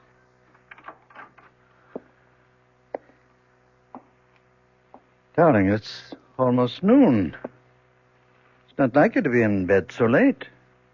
I just didn't feel like getting up. Did you sleep badly again last night? Last night, the night before that. Oh, Lorna. If you don't see Dr. Isaacs voluntarily, I may have to drag you to his office. You know there's nothing wrong with me. What's all this paper for? All those little crumpled balls. Can't you guess? Oh, Lorna, no. You haven't been writing Mark again? I keep thinking that I might hit on exactly the right words. The magic formula that would make him answer one letter. Just one letter. You know that's not possible, darling. Face it, the man is filled with bitterness. He blames you for something he did to himself. Probably never reads any of the letters I send him. Probably sees my handwriting and tears them up immediately. It would be so much better if you forgot him, Lorna. Do you know that I even thought of sending him a disguise letter? Making it look like some important document that he would have to read? Isn't that ridiculous? What's ridiculous is the way you've tortured yourself over that man for so many months. Who's tortured who, Daddy? Which one of us is really guilty? Oh, Kitty. Stop calling me that name. My name is Lorna. Can't you remember my name? Darling, you're just not yourself. Oh, is that why you can't remember me? Because I'm somebody else?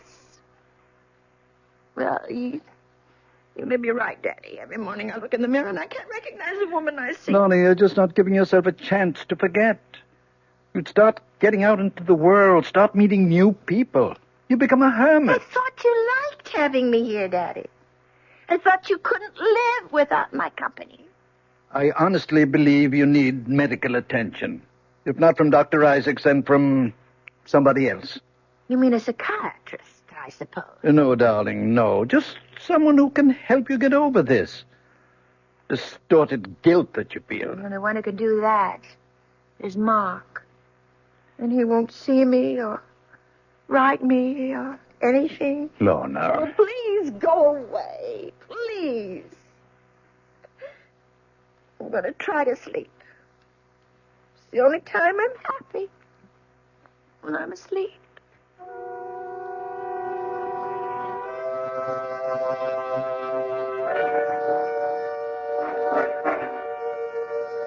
All right.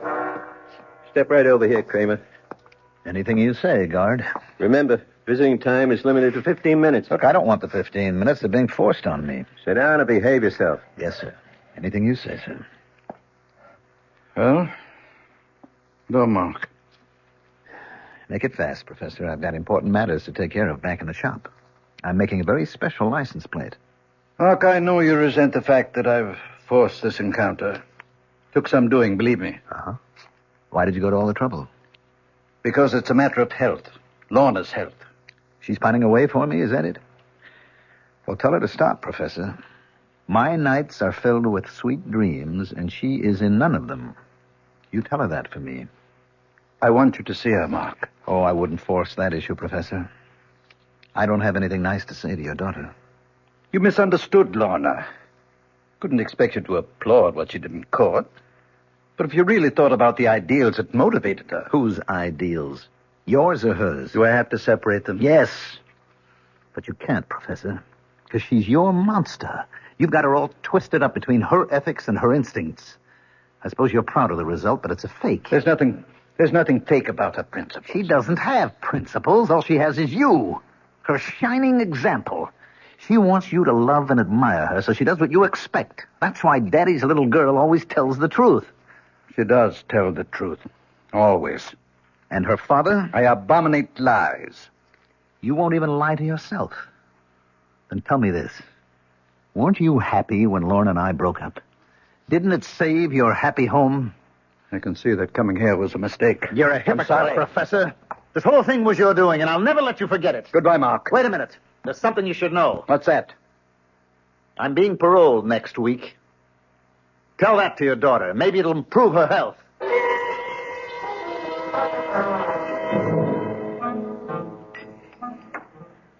Of course I'm pleased, Harold.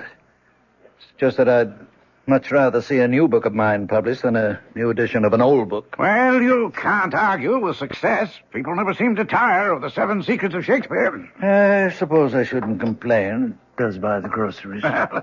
Just cash the royalty checks and be happy. Now, tell me how Lorna's doing. Feeling any better? Oh, still a bit run down, I guess. Well, that's too bad.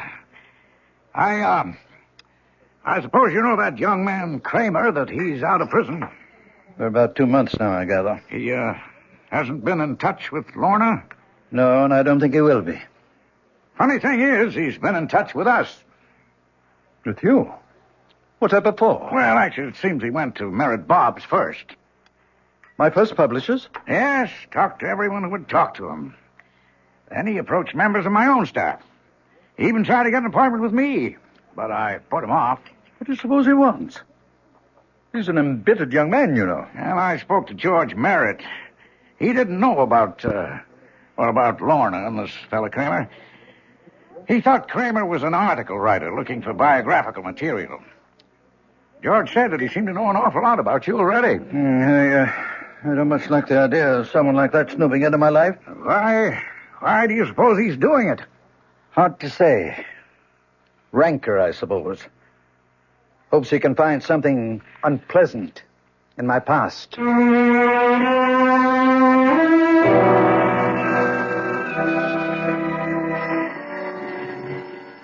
I'll get it, Lorna. Hello?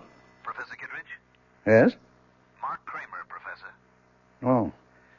Yes, I was just speaking about you the other day with my publisher. I'd like to see you, Professor, this evening, if that's possible. See me? Or Lorna? No, just you. If Lorna wants to be there, that's her business.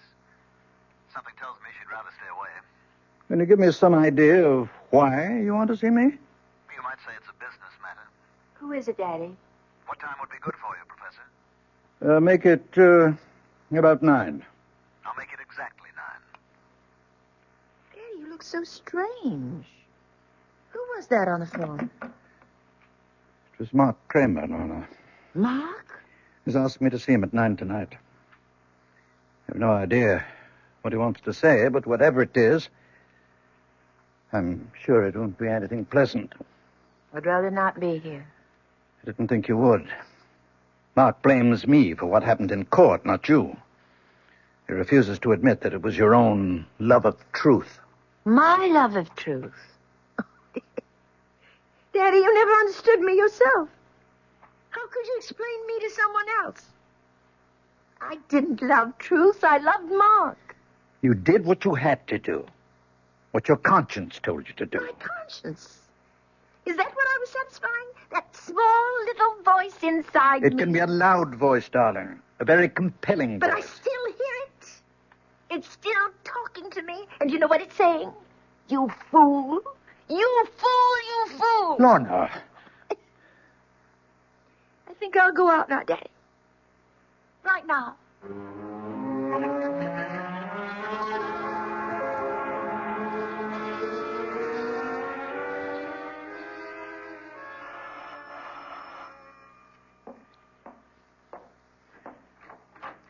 Good evening, Professor. Hello, Mark. Come in. Thank you. Nice of you to see me. I wasn't sure of my reception after the last time. I see you're using a cane these days, Professor. Yes, a touch of gout. Mark, I hope you weren't expecting to see Lorna. She's not here. No, I didn't expect to see her. Would you care to come to the point of this visit? Yes, Professor. I'll come to the point. I've come to see you about truth. Oh, must we, Mark? Really?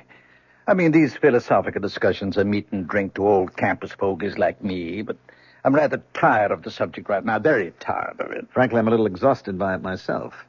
I've just spent 2 months in search of it, and I didn't even know what I was looking for. You've been digging up things about me, haven't you? I hope you enjoyed yourself. No, I didn't.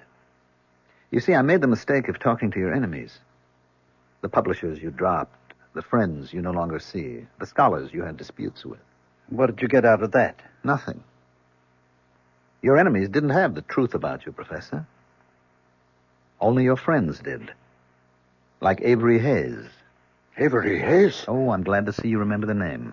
Strange how few people do. Even though you dedicated your 4th, or was it your 5th book to him? George Merritt knew him, of course. Mr. Merritt called you Avery's benefactor. Said that Hayes was an alcoholic that you took care of for many years. He was my friend. Yes, he was a good friend, and you were good to him. That was one chapter of your past that you had every reason to be proud of, wasn't it? Avery's been dead for 10 years. What did you want from him? Nothing, Professor. I just thought a man like that deserved a little recognition, if only for his past association with you. So I talked to people who knew him, his old pals, his family. He still has a brother alive, you know, a crotchety old fellow in the terminal ward at the county hospital. His name's Ezra. Perfect name for the old boy. And you know what?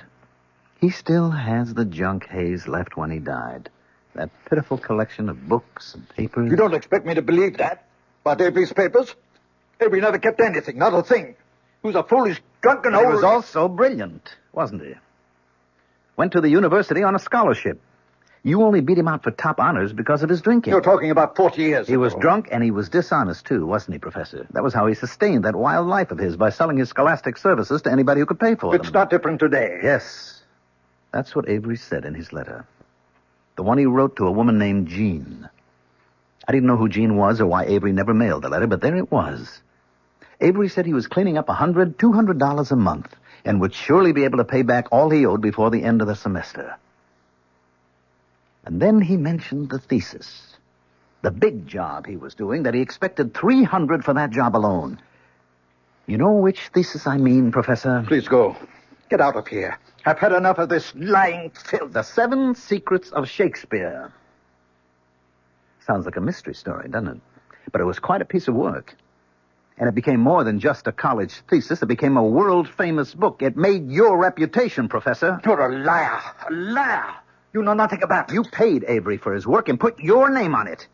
You might have done as well yourself, but you were young and lazy, and you had the money to pay for it. Then you discovered how good it really was, and it was too late for both of you to change the course of history. Get out of this house now. Get out. I'm going, Professor. I just wanted you to hear this little story about truth. And also to tell you that I have Avery Hayes' letter. What did you say? I have his letter, Professor. It tells the whole story. Good night. Mark! You told me to go, and I'm going. You filthy animal! Get rich! Kill you, monster! I'll kill you! Kill you, you animal! Kill you! Like a wild beast! Oh, my God! What have you done? Lorna! Lorna! Oh, thank heaven you're here. Thank heaven. Look at his head. Oh, dear Lord. You saw what happened. What the crazy fool did, he attacked me. You killed him with your cane. He attacked me, Lorna. You know how much he hated me? I had to defend myself. No, I saw what happened. I saw you strike him from behind. No, Kitty, no. He tried to kill me. That's why I hit him. Daddy, I saw everything. You killed Mark. You did it deliberately. That's the truth. You always taught me to tell the truth. It's the only important thing. The truth.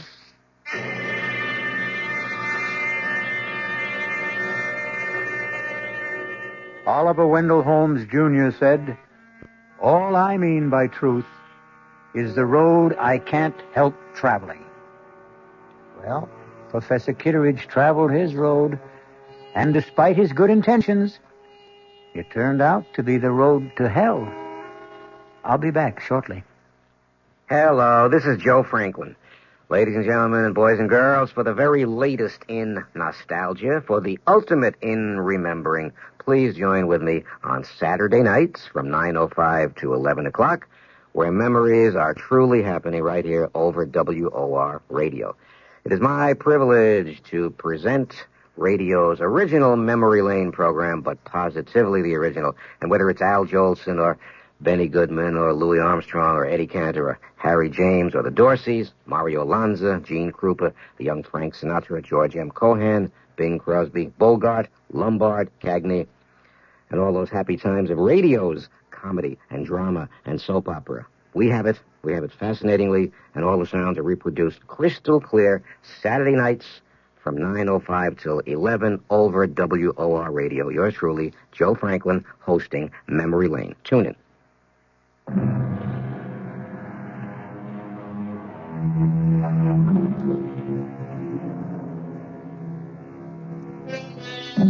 If there is a moral to the story you've just heard, it's not that truth is so bad.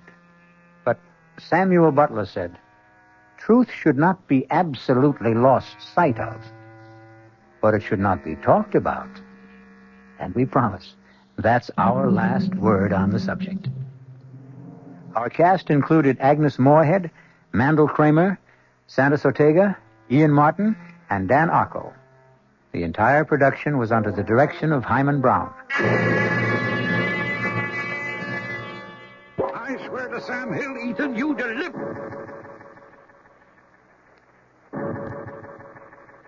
After the 12th stroke of the hourglass clock's chime, there was no sound but the beat of the clock and my own heart. Everything else had stopped dead. My friend's mouth was frozen in the act of speaking. His hand poised over a chessman as though cast in bronze. Outside, like the old child's game, people had turned to statues. A car backing into a parking space was stopped in its tracks. For everyone else in the world, save only me and that damnable clock, time was standing still. This is E.G. Marshall inviting you to return to our Mystery Theater for another adventure in the macabre. Until next time, pleasant dreams.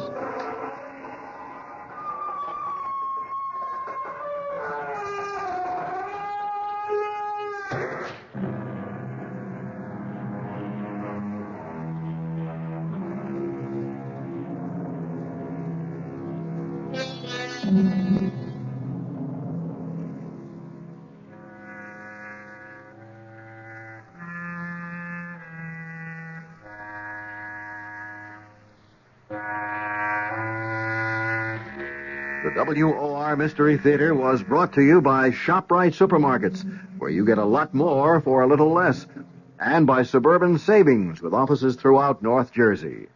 The preceding Mystery Theater program was furnished by the CBS Radio Network.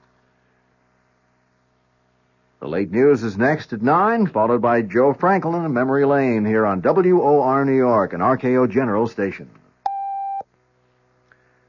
Good evening. News at 9 from the WOR newsroom. This is Bill Maher reporting. The fast-paced Secretary of State is in New York for the weekend. He'll be meeting tomorrow with UN Secretary General Kurt Waldheim to fill him in on the diplomatic goings-on that brought about a settlement between Israel and Egypt. Just what the Secretary's plans for today and this evening are, nobody's saying.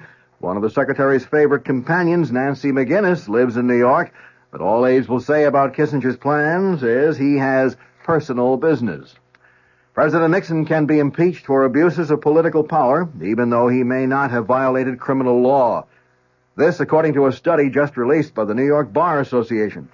The U.S. Constitution says the president can be impeached for, quote, high crimes and misdemeanors. According to the Bar Association's report, this phrase comes from English law and refers to acts which undermine the integrity of the government, as well as purely criminal acts. Among those activities designated by the report as impeachable were corruption or flagrant abuse of power, acts which undermine the public trust, and acts performed by presidential appointees that constitute high crimes and misdemeanors if unchecked by the president. The upcoming trial of two former cabinet members has prompted the Senate Watergate Committee to postpone its public hearing scheduled to begin Tuesday. Committee Chairman Sam Ervin says the panel is putting off the hearings to avoid possibly prejudicing the trial of former Attorney General John Mitchell and former Commerce Secretary Maurice Stans. No new date for the hearing has been set. A spokesman for the Capitol Hill leadership has said the Democrats in Congress will cooperate with President Nixon in meeting the energy crisis. But, said California Democrat John McFaul, the White House must reciprocate. McFaul spoke on national radio in response to President Nixon's energy address last week. The congressman said the first positive step the administration could take is to withdraw its opposition to a provision of the Emergency Energy Act attacking excessive oil company profits. The captain of that Bulgarian fishing vessel seized off the New Jersey shore today for allegedly fishing within the 12-mile U.S. coastal limit has denied his trawler trespassed.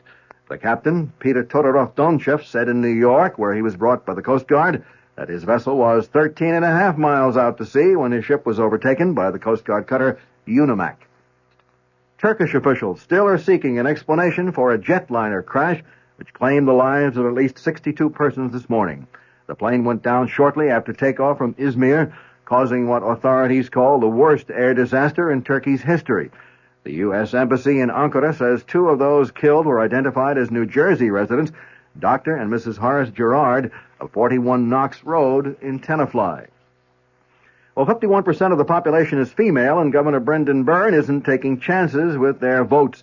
The New Jersey governor has spoken before the state's first meeting of female public servants, and he promised to give serious consideration to the problems facing women. Byrne asked the group assembled in Princeton for help in recruiting qualified women for jobs in state government. The governor said he has tried to appoint a woman as state education commissioner, but said he received virtually no applications from females. The weather for New York City and vicinity, mild with occasional rain tonight and again tomorrow. Low tonight in the low 40s, high Sunday in the mid-50s, mostly cloudy Sunday night, and Monday with a chance of showers Sunday night, and the low Sunday night in the low 40s. At the moment, in cloudy Midtown Manhattan, with some very light rain falling, the temperature at 44 degrees, humidity 86%, wind southeast at 4 miles per hour, the barometer 30.21 and falling. That's the news at 9. Bill Maher in the WOR newsroom.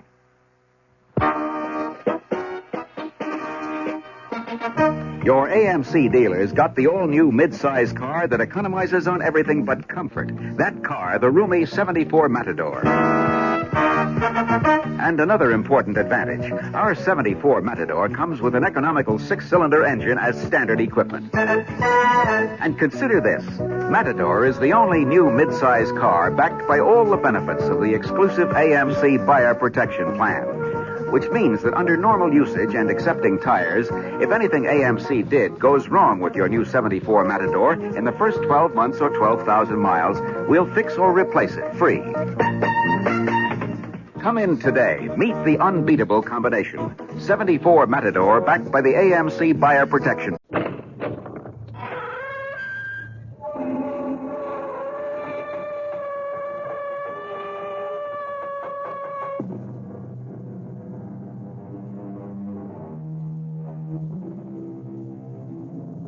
Come in. Welcome. I'm E.G. Marshall. Sit down and try to make yourself comfortable.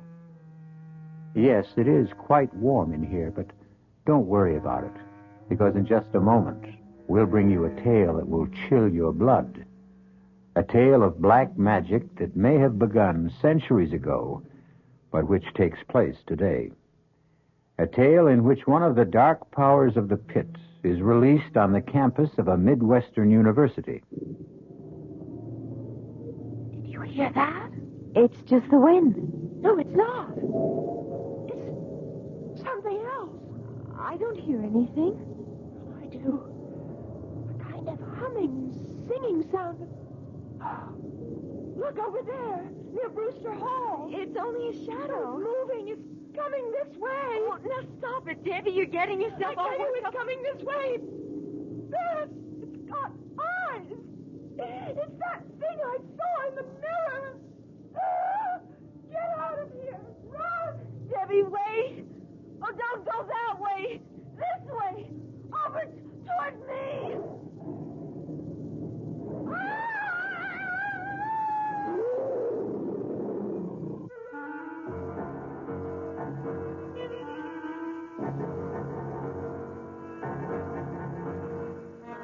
Our mystery drama, The Sending, was written especially for the Mystery Theater by Robert Newman and stars Mandel Kramer and Marion Seldes.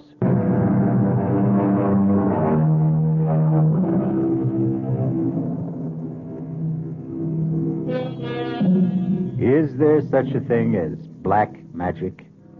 The ancients thought there was. For centuries, there were those who were willing to trade their souls for the power to call up and control the dark forces of the pit. To what end? Sometimes for power or wealth. Sometimes, as in this tale, to achieve eternal youth, eternal life. But, as we will see, there is always great danger involved, and the price is always high, and usually paid in blood. Our spine tingler begins in a large, rambling house on the edge of the campus of a Midwestern university. A gray-haired woman, strangely shrunken but with intense, gleaming eyes, sits in a chair in a sparsely furnished room, waiting and listening. Arnold? Yes? Where are you? You know where I am. In my room. Hello, Mia. How are you? You know that, too. Where have you been? At a faculty meeting and then at my office. And you couldn't get home before this? Well, I had several conferences. I had to arrange my schedule. That's what you said yesterday. Mia, it always takes a few days when you're starting in a new place. Why are you so impatient? Why? Have you forgotten how I get when my time is running out? Do you realize I've only got about 2 weeks left? I told you to relax, Mia. Classes will be starting tomorrow, and you know how quickly I can work when I have to. I should have someone for you within a few days.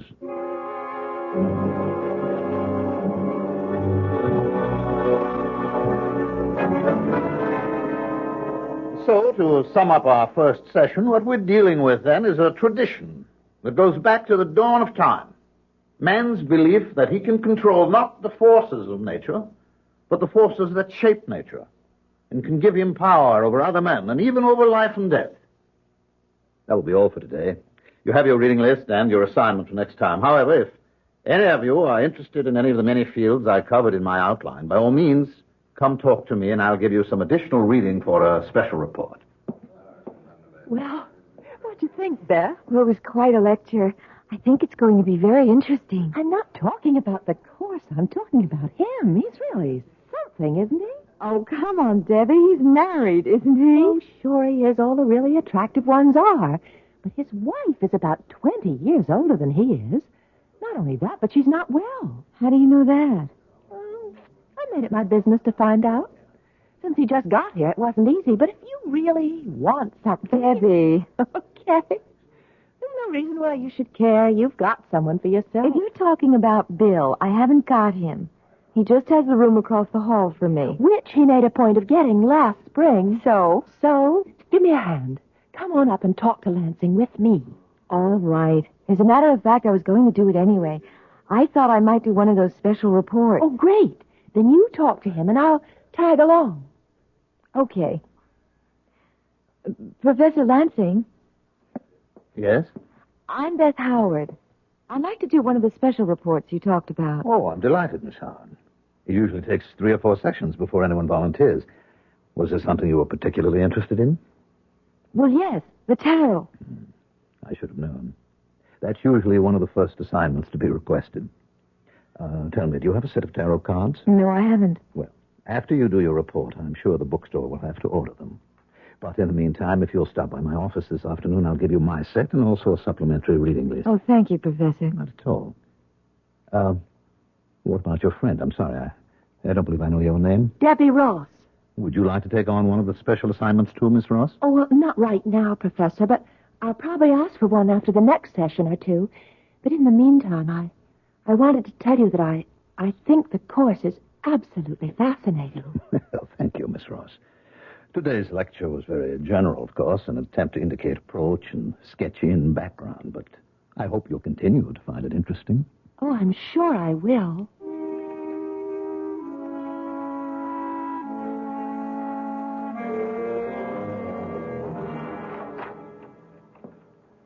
All right, Mia. I told you you could relax, and you can. You've got one? I have several. 2 in particular. I'm sure you'll be delighted with either one of them. You're sure? Mia, haven't I done it often enough so that I can tell? Yes, we both have, but Arnold, it'll have to be soon, or I'll be so weak I won't be able to help. Don't worry, Mia. It will be soon. Not more than another few days.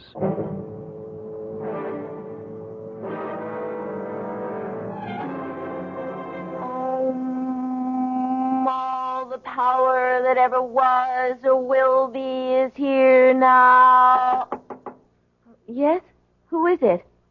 Who would you like it to be? Hi. Hi, yourself. So you're into the tarot. How did you know that?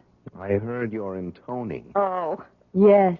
But how did you know that had anything to do with the tarot? I'm not exactly an ignoramus, but I did a lot of reading in it on my own, and in practically everything that was related to it. You never cease to astonish me. Yes, I'm quite an astonishing guy. Uh-huh. But how come you're not just studying it, but working with the cards? It's for Professor Lansing's course. I'm doing a special report for him. Oh, good old Witchcraft 1-2. Now, come on, Bill. We were a little surprised when we heard he was going to be giving it. No, I don't know why we should have been. Quite a few of the universities are giving courses like it. After all, this is the age of Aquarius. It happens to be a very interesting course. Yeah, sure it is. And Lansing's a fascinating man. Yes, he is. You know him? I've never met him officially, but I've seen him at the pool. The pool? Yeah, he's a very good swimmer. Oh, I'll have to tell that to Debbie. Why? Well, she's taking the course, too, and she's got quite a thing about him. Yeah, well, just tell her to watch her step. Oh, because he's married? No, because I've got a funny feeling about him.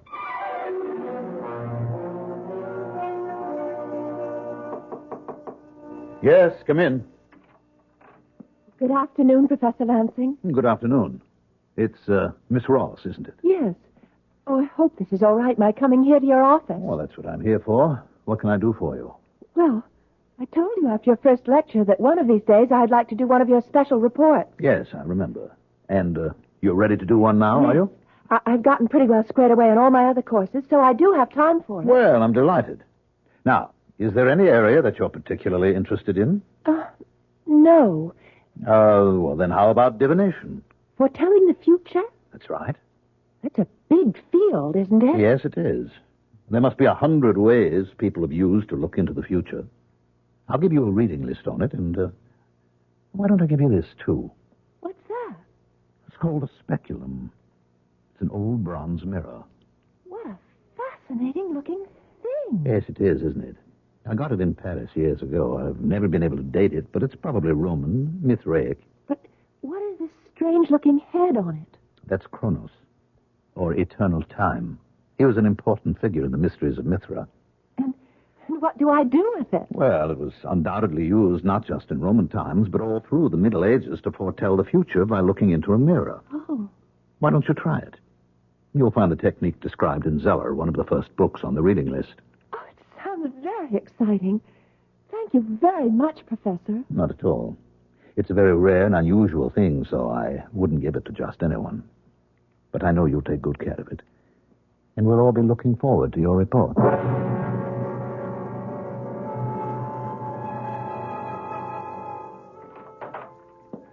Yeah? I've got the girl. One of the two I told you about. Her name is Debbie Ross. She has the mirror? I just gave it to her. Good. When can we do it? You are impatient, aren't you? Yes. All right. We'll do it tonight. I hope you're approaching the occult with the proper amount of skepticism, said Professor Lansing. But somehow he didn't sound very skeptical himself just now. Exactly what are he and his wife planning to do tonight? And what does that have to do with the mirror he gave Debbie? We'll find out shortly.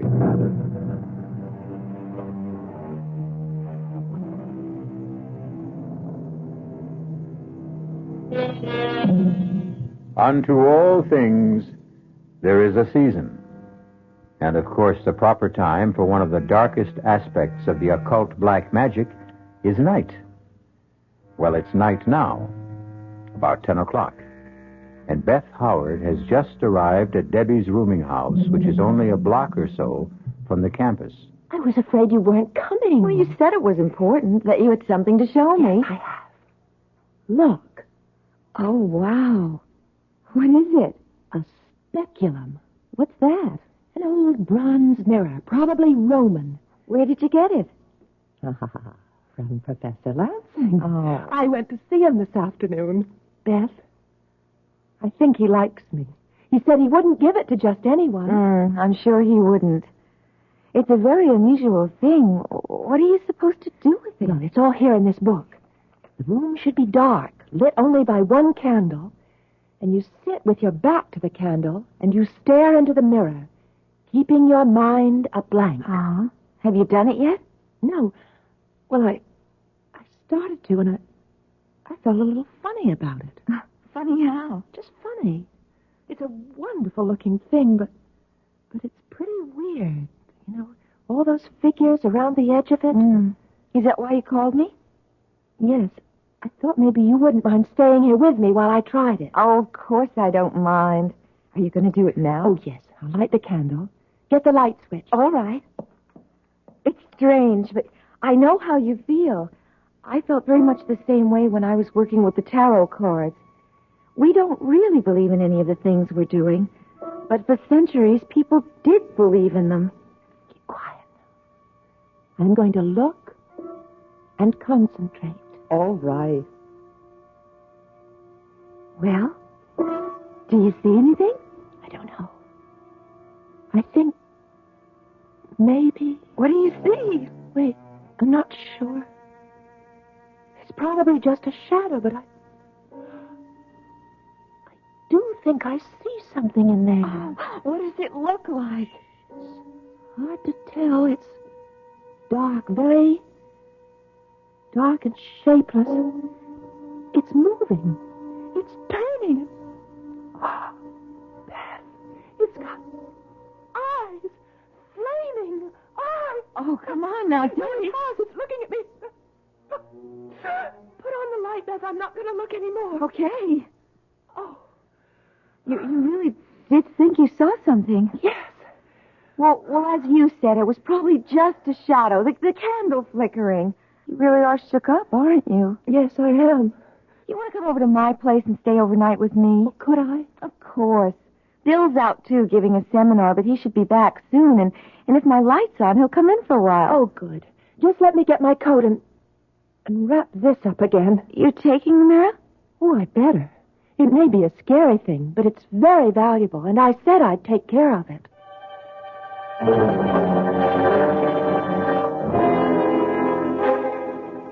All right, Mia.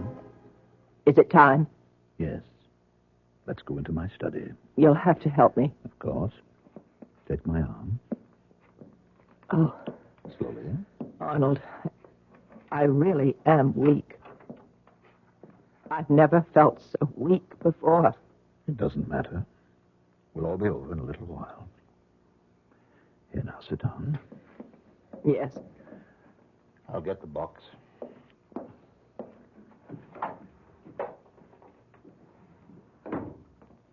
Here, now, hold it while I light the incense. I have it. Where do you think she is? What is the difference? She has the mirror. No matter where she is, it will find her. Are you ready? Yes. Give me the rod. Here. All right, now you'll be quick with the art theme when I need it. Yes. Peor, wherever you are, hear me. Do you hear me, Peor?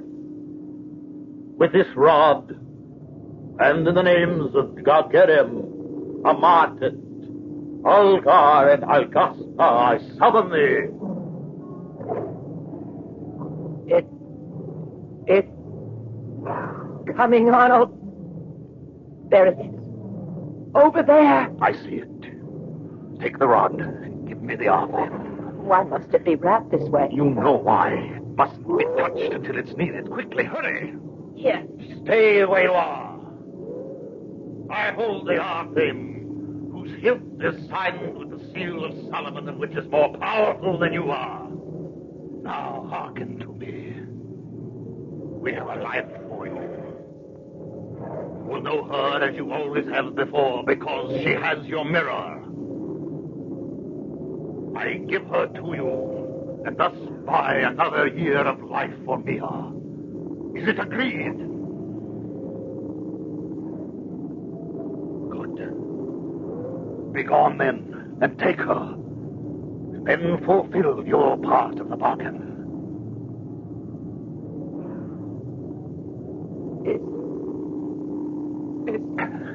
It's gone. Yes.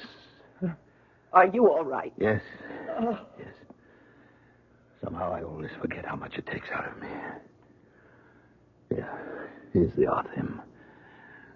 Wrap it up again carefully. I'll get us both some brandy.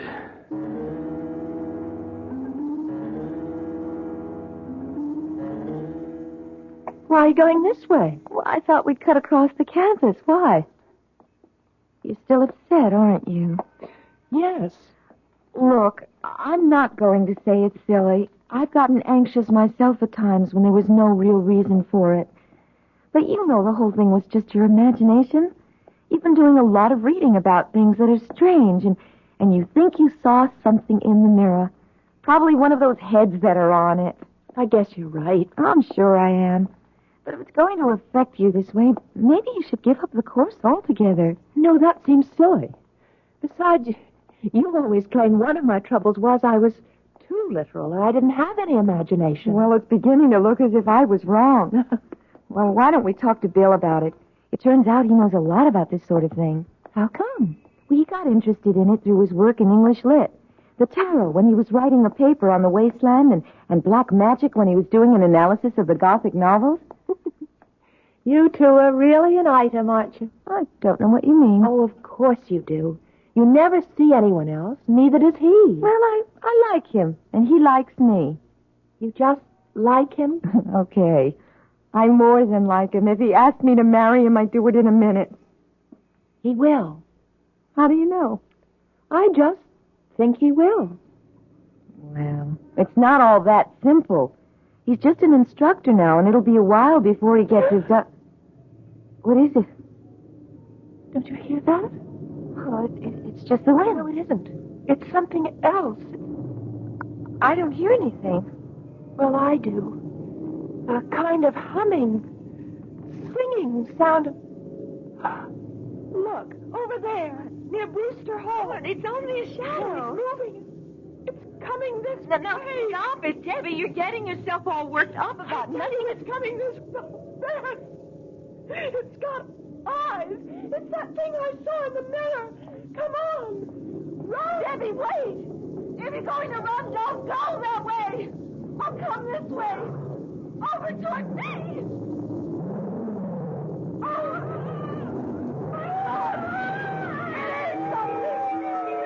Oh, God, I've got to get help!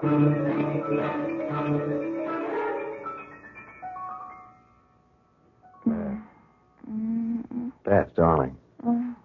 Open your eyes. Beth. Good girl. I was starting to think I should call a doctor or take you over to the infirmary. What? Oh, Bill. Yes. How are you? I don't know. What happened? I'm not sure. I found you lying on the sidewalk at the edge of the campus. I brought you up here to your room. Oh, my head hurts. I'm not surprised. You got a nasty bump. You must have fallen and banged it. Now get a wet towel. I'll put on a compress. No, wait. Debbie! What happened to Debbie? Debbie? Yes, she was with me. We were going across the campus when suddenly we saw it. The thing from the mirror, and we started to run and... Wait a minute. What thing? I told you, the thing from the mirror. It came after us. After her, and I heard her scream. Oh, Bill, you've got to go look for her. Yeah, sure. Look, let me get that. No, I'm all right. You've got to go find her. All right, now quiet down, Beth.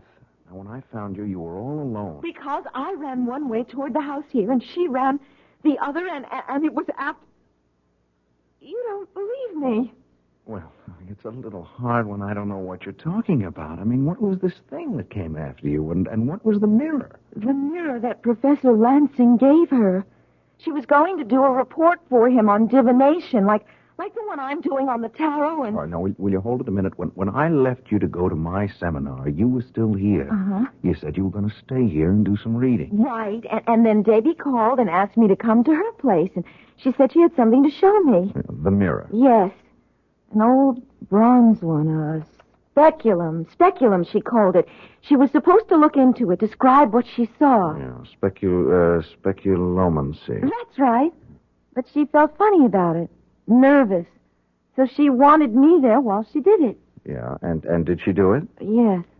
Yes, we put out the light and lit a candle, and she saw...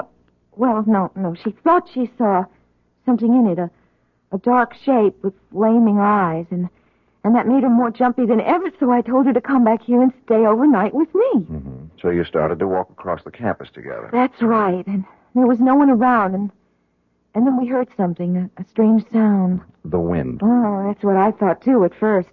But it wasn't. It was a kind of a musical note, and then we saw it, this dark shape. Did she see it, or did you? We both did. She saw it first, and... Bill, you think I just imagined it? Oh, don't you? I don't know. Well, let's go back over it again. She was tense, nervous, thought she saw something in the mirror, and that made her more nervous. So So she decided to come over here with you. Then she saw something, a shadow of some sort, which she identified with the thing she thought she'd seen in the mirror. But I saw it too, Bill. After she described it to you. But I'm sure I did see it. It was huge, dark, and... All right, if I did imagine it, where's Debbie? She's probably back in the room, embarrassed to death at the fuss she made. I suppose that's possible. When I think about it, it does sound a little silly. I mean, two grown women getting hysterical. But, Bill, would you call her and make sure? Her number's in the book next to the phone. Sure. Let's see. Here we are. I think maybe she ought to come over here anyway so that we can talk about this, because if the two of you are going to get all worked up about that ridiculous course of Lansing... It's not ridiculous. It's very interesting just because we got a little silly about it. Well?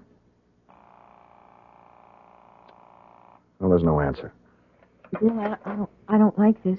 I think we should go and look for her. To look where? If she's not in the room and she didn't come up here, she could be anywhere. I mean, with another friend. I don't care. I still want to look for her.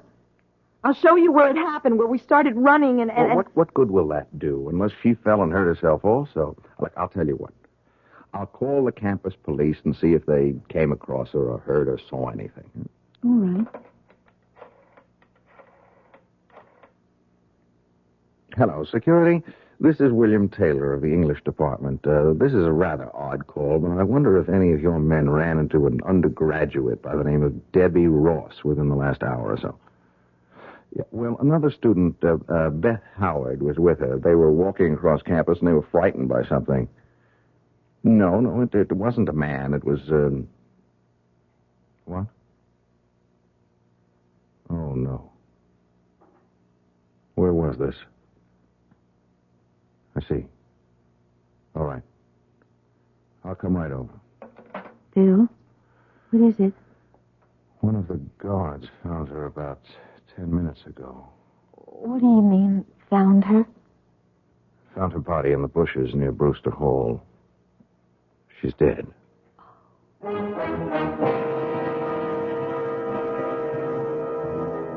Man is a rational animal, and we always look for a rational explanation of anything that puzzles us. But what if there is no rational explanation for it? Do we admit that there may be things we don't know about? Things that we've refused to recognize because the idea terrifies us? Debbie Ross is dead. But how did she die?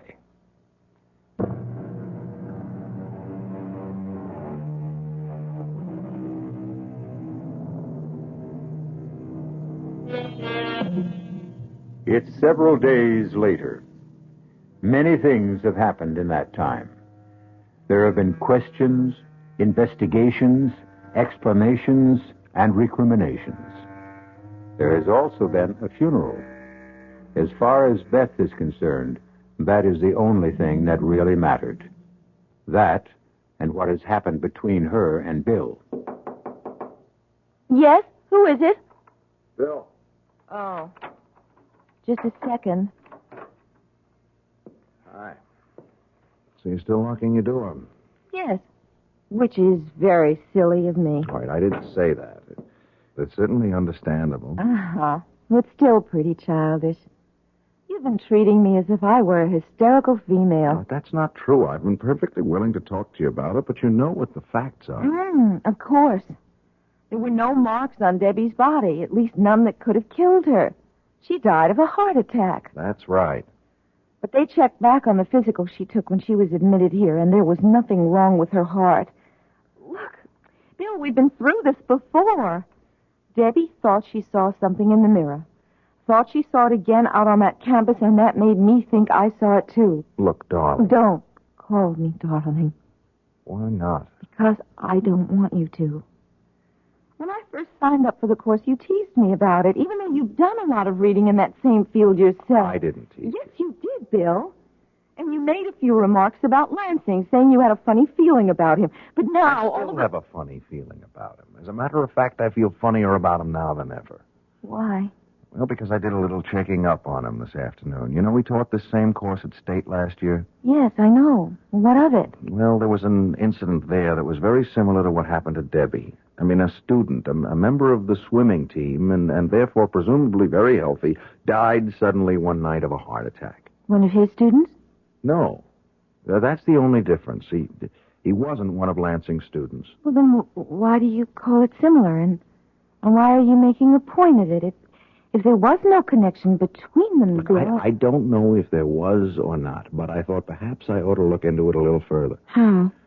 I'm going to go see Lansing. I'm going to talk to him. No, Bill. Why not? Because I feel odd about him, too. I have ever since Debbie died, and I'm afraid.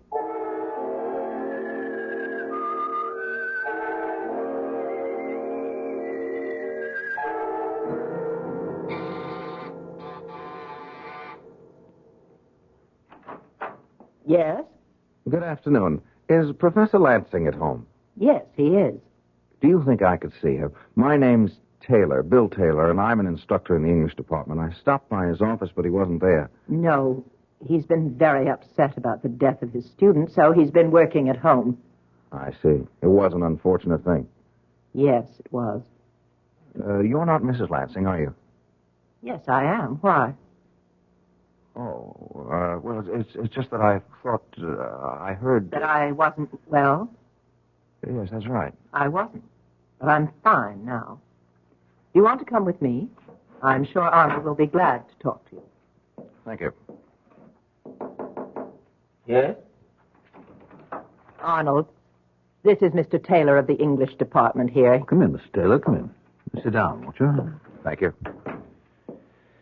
First of all, I'd like to tell you how pleased I am that you agreed to stay and continue with your course. Well, I was reluctant to, but the faculty committee felt that I should. What happened was very unfortunate, but I don't see how you could have been considered responsible for it in any way. Well, I felt I was. It seems Miss Ross was a very imaginative person, very open to suggestion, which I should have realized. I don't think anyone would have realized it. I wonder if you could help me in a project of my own. If I can, I'd be very happy to. What's the project? My doctoral thesis, which is a study of the dark tradition that runs through English literature and led to the Gothic novels. Oh, yes. Very interesting. Well, just how can I help you? Well, I've done a certain amount of reading in the field, but I've wondered if you could give me a copy of the bibliography you used for your course. Well, I'll be glad to. Unfortunately, I don't have any copies here, but I'll send you whatever I have as soon as I get to my office. What's your address? 21 Maple Street. All right. I'll get it off to you tomorrow. I'm very grateful to you. Not at all. You gave the same course at State last year, didn't you? Yes, matter of fact, I did. Did you know Tom Wallace when you were at State? Wallace? No, I'm afraid not. Was he a member of the faculty? No, he was an undergraduate on the swimming team. He died very suddenly near the end of the term. Oh, yes, I do seem to remember that. Was he a friend of yours? No, a friend of a friend. Well, I think I'll be running along, and I do thank you, Professor Lansing. Oh, not at all. Goodbye, Mr. Taylor.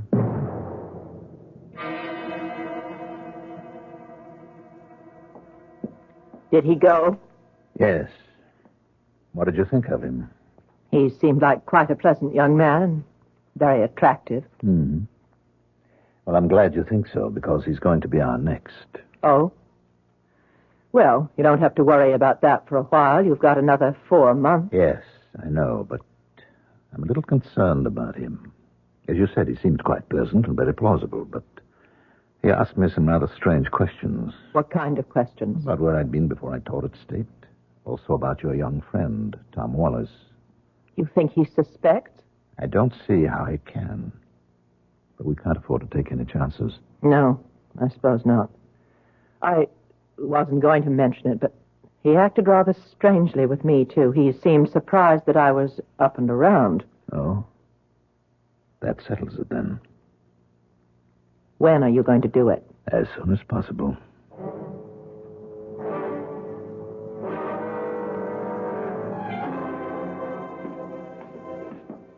Beth? Yes, Bill? I've been waiting for you. You want to come in here for a minute? I want to show you something. Of course. What is it? This. Oh, it's the mirror. The mirror Lansing gave Debbie. Uh-huh. That's what I thought. Where did you get it? I found it in my desk drawer about a half an hour ago. Well, how did it get there? Well, obviously somebody put it there. I was out all morning, and I never locked my door. Professor Lansing? Who else? It's his. And the police must have given it back to him after Debbie died. Well, why would he put it in your desk? That's a very interesting question. I think I can answer it, but if I do, you're going to think I've flipped out. No, I won't. Well, you should, because it's completely impossible. Do you know what a sending is? No.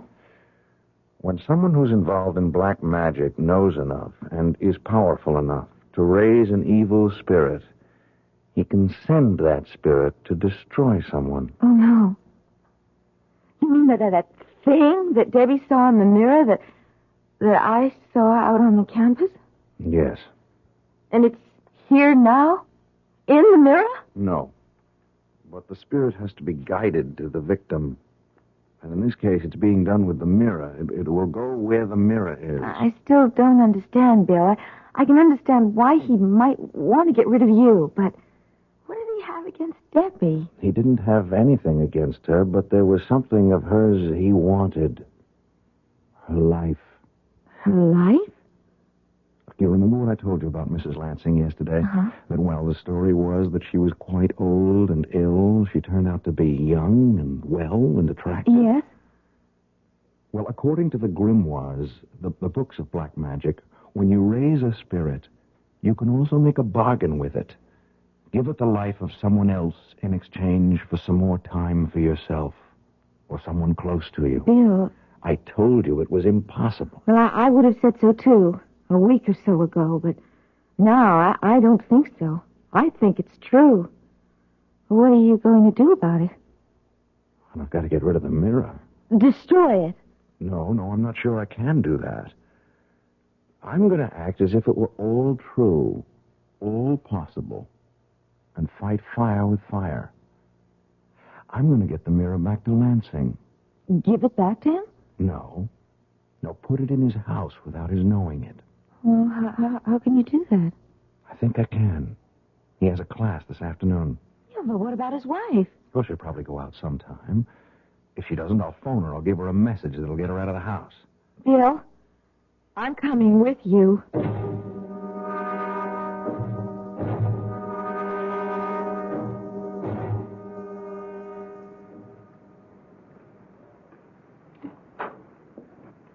All right, Beth. Come on in. How did you get in? The back door was open. You're sure no one's home? Well, you saw his wife leave a minute ago. Yes. What do you want me to do? Wait here with the door open a crack so you can see out. All right. Where are you going? Into his study. You won't be long? I'm frightened. No. I'll be back as quick as I can. All right. Go ahead. Bill! What is it? Nothing. The clock startled me. Will you be much longer? No. Come in here a minute. You think it's safe? Yes. What is it? I hid the mirror behind the books on one of the shelves, but while I was here, I thought I'd look in his desk, and I found this box. What's in it? This rod. It's used for raising spirits. And that other thing that's all wrapped up? Yeah, I was just going to look at it. I think it... Yes. It's an arthame. What's that? Well, it's a magic knife that's used to control a spirit once it's been evoked. This is the seal of Solomon here on the hilt. And it is all true, at least... Yeah, it looks that way. Bill, you got rid of the mirror, so let's go. Just a second. I want to think. I don't want him to be able to do anything like this again, but I can't take the whole box. I mean, if I do, he'll know someone was here. On the other hand, yes. I can take the arthame. Well, won't that do the same thing, Bill? Let him know we were here? No, not right away. See, when I was here yesterday, I saw... Oh, there it is. A dagger. I'll wrap that up and I'll put it in the box instead of the Arthame. Well, what'll happen if he tries to use it? I don't know.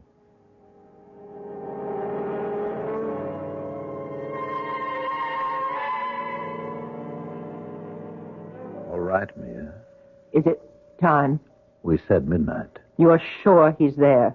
In his room, now? He has an early class tomorrow, so I would assume so. Now hold the box while I light the incense. Arnold, I don't like this. Why not? We've never done anything like it before. Twice.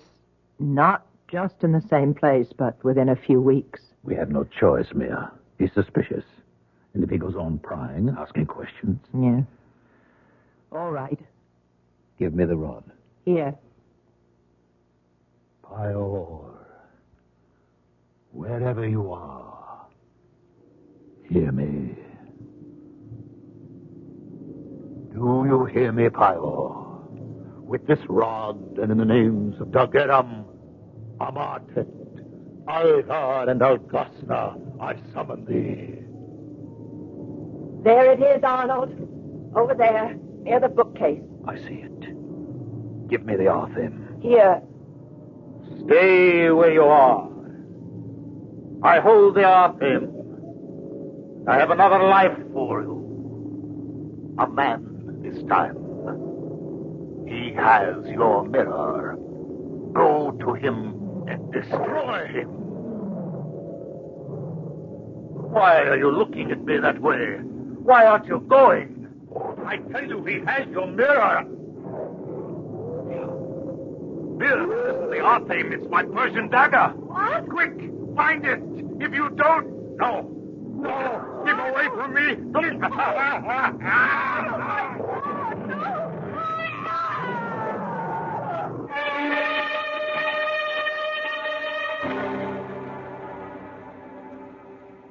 What time is it now? 12:15.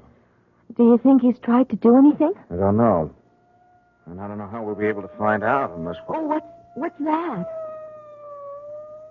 It's a police car. It's going that way, toward the Lansing house. But why? Let me see if I can find out. Hello, security? This is William Taylor on Maple Street. One of your squad cars just went by, going over towards Willow Road. Do you know why? I mean, is there anything wrong? Oh, I see. Thank you. What did they say? They're not sure what's wrong. Someone on Willow Road called and said they heard terrible screams coming from number 45. As if someone were being murdered. Oh, but that... Yes. Their house. Oh, Bill, what are you going to do? Are you going to say anything? What would be the point? Do you think anyone would believe it?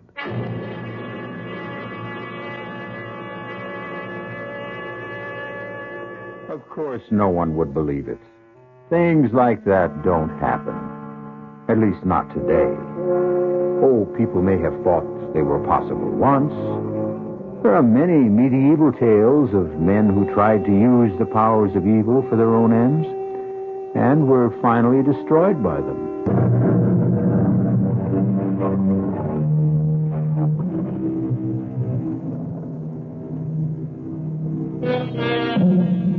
As I told you, the tale you just heard was a work of fiction, completely imaginary.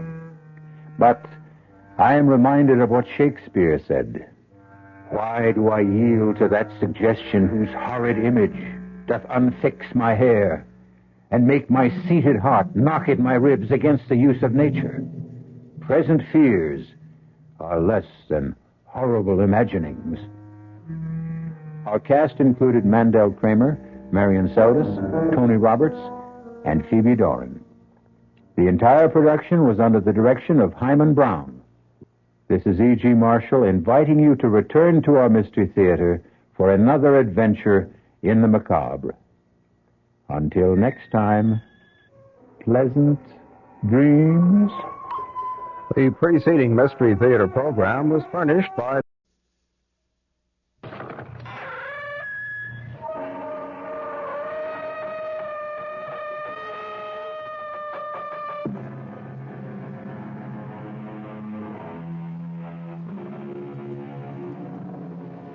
Come in. Welcome. I'm E.G. Marshall. The human brain, we are told, contains 3 layers, areas. The conscious, the subconscious, and the unconscious.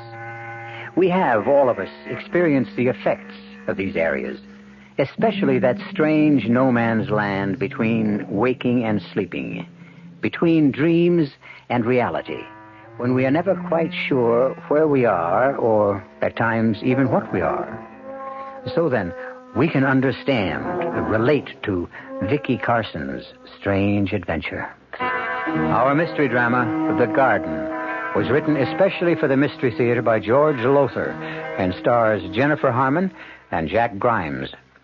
It is sponsored in part by Buick Motor Division and Anheuser-Busch Incorporated, Brewers of Budweiser. I'll be back shortly with Act One. Say, do you know what happens this time of year? The swallows come back to Capistrano. Nope.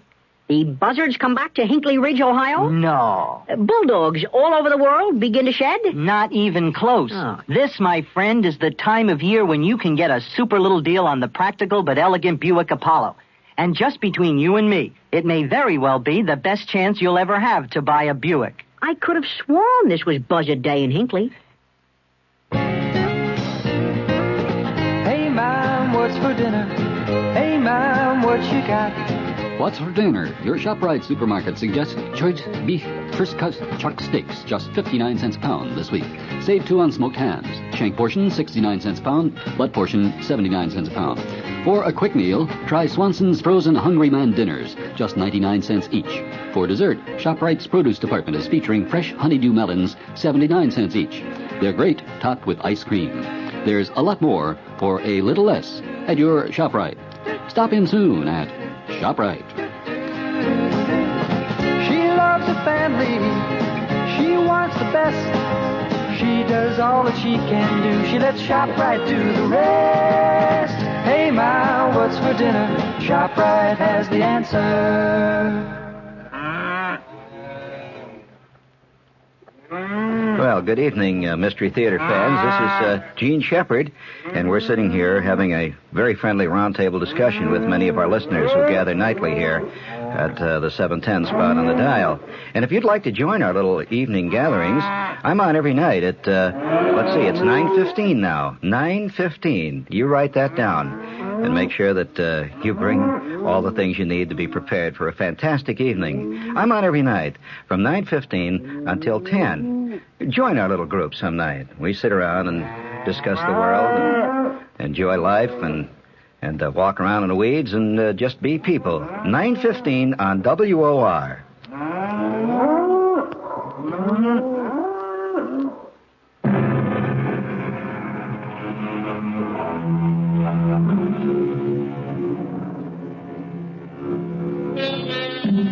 I think I may say without fear of denial that man has thought more about life and death, particularly death, than about any other subject in the world. Some say that death is the end of us. Others that it is a rebirth. Others, well, no matter, for no one really knows. Or perhaps they do. Perhaps at least 2 people know. Vicky Carson and Jack Gibbons, who... But enough. Let them, not I, tell their story. Oh, where am I? How did I get into this terrible place? This forest, this jungle. Help me. Please, someone help me. Hello? Hello? Hello? Who are you? Where are you? There's such a fog, I can't see. Keep calling. Keep saying something, anything, so I can follow the direction of your voice. Oh, yes. What? Say something. I don't know what to say. Anything. Say it. Oh, damn, I'm caught again. These blasted thorns. You hear me? Say something, anything. A poem, a prayer. A prayer? Oh, all right. I don't know any prayers. Wait, I know. Now is the time for all good men to come to the aid of their country. Okay, keep saying it. Yeah, now is the time for all good men to come to the aid of their country. Now is the time for all good men to come to the aid of their... Okay, that's enough. I've reached you. Oh, you poor man. You're all scratched. You're bleeding. You're covered with mud. You'd be, too, if you'd been trying for I don't know how long to fight your way out of this jungle. Oh. Who are you? Vicky Carson. Jack Gibbons. What was that crazy stuff you were giving out with? Crazy stuff? Now is the time for all good men to something or other. Oh, that. It's an exercise they give you in typing school. I guess I did it so many times I'll never forget it. Oh, you go to a typing school? Well, I did before I became a secretary. I was a secretary, you see, and... Well, that's funny. Oh, what? I said I was a secretary. I spoke of myself in the past tense, as if I was dead, or like that. Well, you're anything but dead, you ask me. Nobody as beautiful as you could be dead. Oh, thank you. Where are we? What is this place? Well, you got me. You don't know? No. All I know is I'm here somehow, and it... Oh, this place, it scares me. I'll tell you the truth, me too. The trees... I don't know, maybe it's the heavy gray fog, but the trees all look deformed. Evil. Kind of evil. Yeah. The plants, the flowers. I don't know, there's something about them. Hey, we can't just stand here. Never get out. We'll do that. Come on. Where to? I don't know. We'll just keep walking till we get somewhere. Well, all right, whatever you say. Well, all right, come on. I can't move. Caught on something, my ankle. Something's around my ankle. Well, here, let me see what... Hey! Something wrapped around my neck all of a sudden. Vines. Vines hanging from the tree. Jack, I think they're alive. Damned if they don't seem to be. My body, now the vines are wrapping themselves around my... strangling. Crushing me. Crushing. Jack, help me. I can't help myself. You need help? Who's? Oh, man.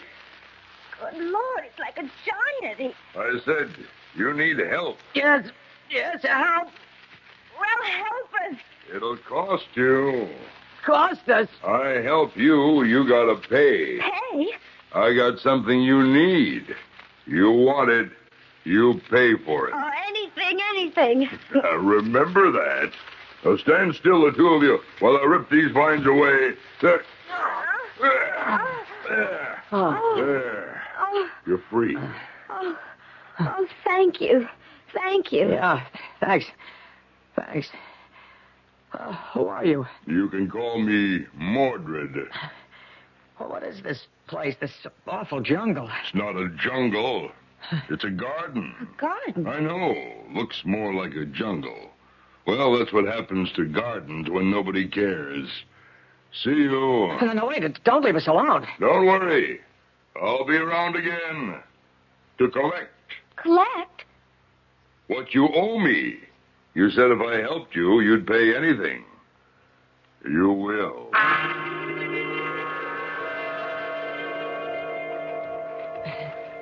Jack. Oh, Jack, can't we rest a little? No, Vicky, we gotta keep moving. Gotta find a way out. If only that man, that ugly giant of a man, hadn't left us. Oh, I'm glad he did. The guy frightened me. Come on now, don't lose your nerve. After all, you're not alone anymore. I'm here. Oh, and I'm grateful for that. Believe me, Jack, listen. Yeah, I hear it, too. Sounds. Whatever it is, it sounds lovely and charming. Come on, let's see if we can locate it. Oh, Jack, not so fast. Slow down. Yeah, it's hard to breathe. It's bad air. Oh, thorns are catching my dress. The vines are tangling my feet. Okay, we'll take it slow. Easier. Is that better? Oh, much, thanks. Aim to please. I can't get a pulse, Doctor. Jack, listen. Doctor, I tell you, I get no pulse at all. Did you hear that? The music? No, a voice. A voice that said something about... Jack, I remember. Hey, cool it. You remember what? Something about operation, a serious operation. Whose? I think mine. Yeah? Well, let's keep moving. We'll never get to where that music... Now what? I'm sorry, but my feet are stepping in it. Oh, it's like mud. Hey, too, now what in the... Mud? It's more like glue. Oh, quicksand. Quicksand? It is. I'm sinking. Oh, it's deeper and deeper. I'm sinking. What do we do? What do we do? I don't do anything. Oh, Jack. Huh? There. A woman. Just be still a moment. Don't move. Vicky, she's the most beautiful... Now, come toward me. We can't move. Yes, you can. Move slowly. There's no hurry. I can move. So can I. But it's amazing. And don't talk. Save your energy. You haven't much left. Oh, that's it. That's right. Oh, and here you are, safe and sound. I don't know how you did it, but... Oh, thank you. Not at all, Vicky, not at all. For a moment there, I thought, how do you know my name? You're surprised? Well, yes, after all, we've never met. Oh, but we have, several times. Well, I don't remember ever... Perhaps you don't recognize me. Who are you? What's your name? Whatever you please. Whatever. What is your favorite name? What name do you like most in the whole world? You wouldn't believe it. Tell me. I don't know why. I can't even remember where I heard it or saw it. In a book, maybe, but... Well, anyhow, it's Drusilla. Drusilla? Oh, a beautiful name. Not as beautiful as you. I'm sorry. Excuse me, I shouldn't have. I mean... Well, you are beautiful, and I had to say it. Thank you. And now then, come with me, please. Oh, where? If you look over there, you'll see a wall and a gate in the wall. Follow me. The music seems to be coming from the other side of the wall. Yes. And hey, everything's kind of changing. The air smells good. Yes. Oh, I smell flowers. I mean flowers that smell the way flowers ought to. Birds. I haven't heard birds singing since... Since when, Jack? I don't know. I can't remember. No matter. Here we are. Oh, Jack, look. Beyond the gate. Oh, Drusilla, that's the most lovely. Jack, look. Look, Jack, flowers everywhere. Oh, and fountains, too, and birds, and... Oh, that heavenly music. Out of sight. Plain out of sight. Thank you. But the garden really isn't mine. I merely take care of it. See that everything is properly cared for. Well, now shall we go in? Well, just lead the way. Vicky? I don't know, but I thought you were delighted with what you see. Oh, that's it. I'm afraid even a short visit here, I couldn't bear to go back. There. But, child, it needn't be a short visit. In fact, it needn't be a visit at all. Are you saying we can stay? Forever. Oh, no. Mordred. You're not as clever as you think you are, sweetheart. These two belong to me. Oh, no. Oh, no. Yes. You seem to forgot that you owe me and haven't paid. Mordred, let them go. Not me, sweetheart. Not till they've paid in full. How strange the tricks the human mind can play. Is it some sort of dream Vicky and Jack are going through? A vast gulf, a bottomless abyss, lies between the conscious and the subconscious. We'll perhaps learn precisely in which of these realms Vicky and Jack are having their strange experience when I return shortly with Act 2. When you say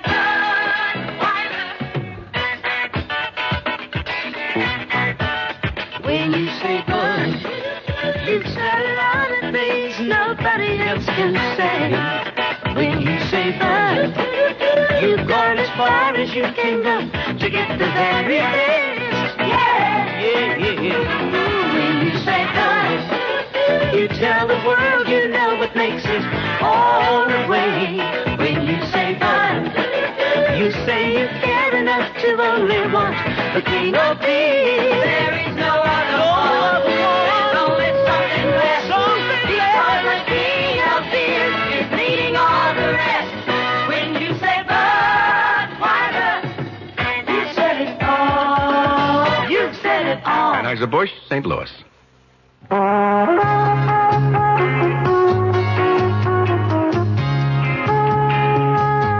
Suburban Savings in northern New Jersey would like to set you straight on savings. Straight off, Suburban offers you the highest interest allowed by law. A big 7.90% effective annual yield on Suburban's 7.50% savings certificates. And Suburban guarantees it from 4 to 10 years. Minimum $2,500. Federal regulations allow premature withdrawals on savings certificates, provided prescribed federal penalties are adhered to. Of course, Suburban also has a whole selection of other savings plans that keep your savings headed in the right direction, straight up. Why not head straight over to your nearest Suburban Savings office, conveniently located in Bayonne, Edgewater, Elmwood Park, Emerson, Hackettstown, Morris Plains, Nutley, Paramus, Sparta, and Wayne, and let them set you straight on savings.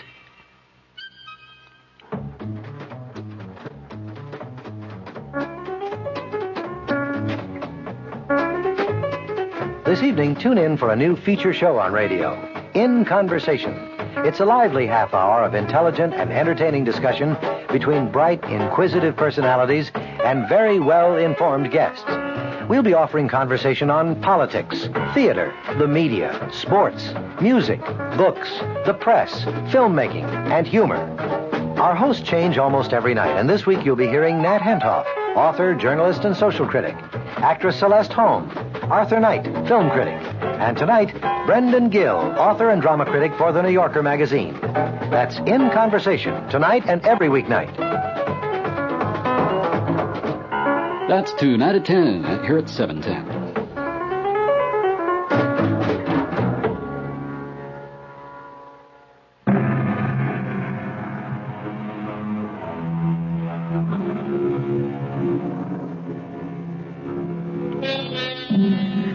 Vicky Carson, wandering about in a strange and evil garden, unable to say how she got there, meets Jack Gibbons, and they in turn meet a giant of a man, Mordred, as vile and ugly as the garden itself. Later, to their relief and delight, they meet a lovely woman named Drusilla, who invites them into another garden, a garden of such beauty that they beg to stay in it. They owe me, these two.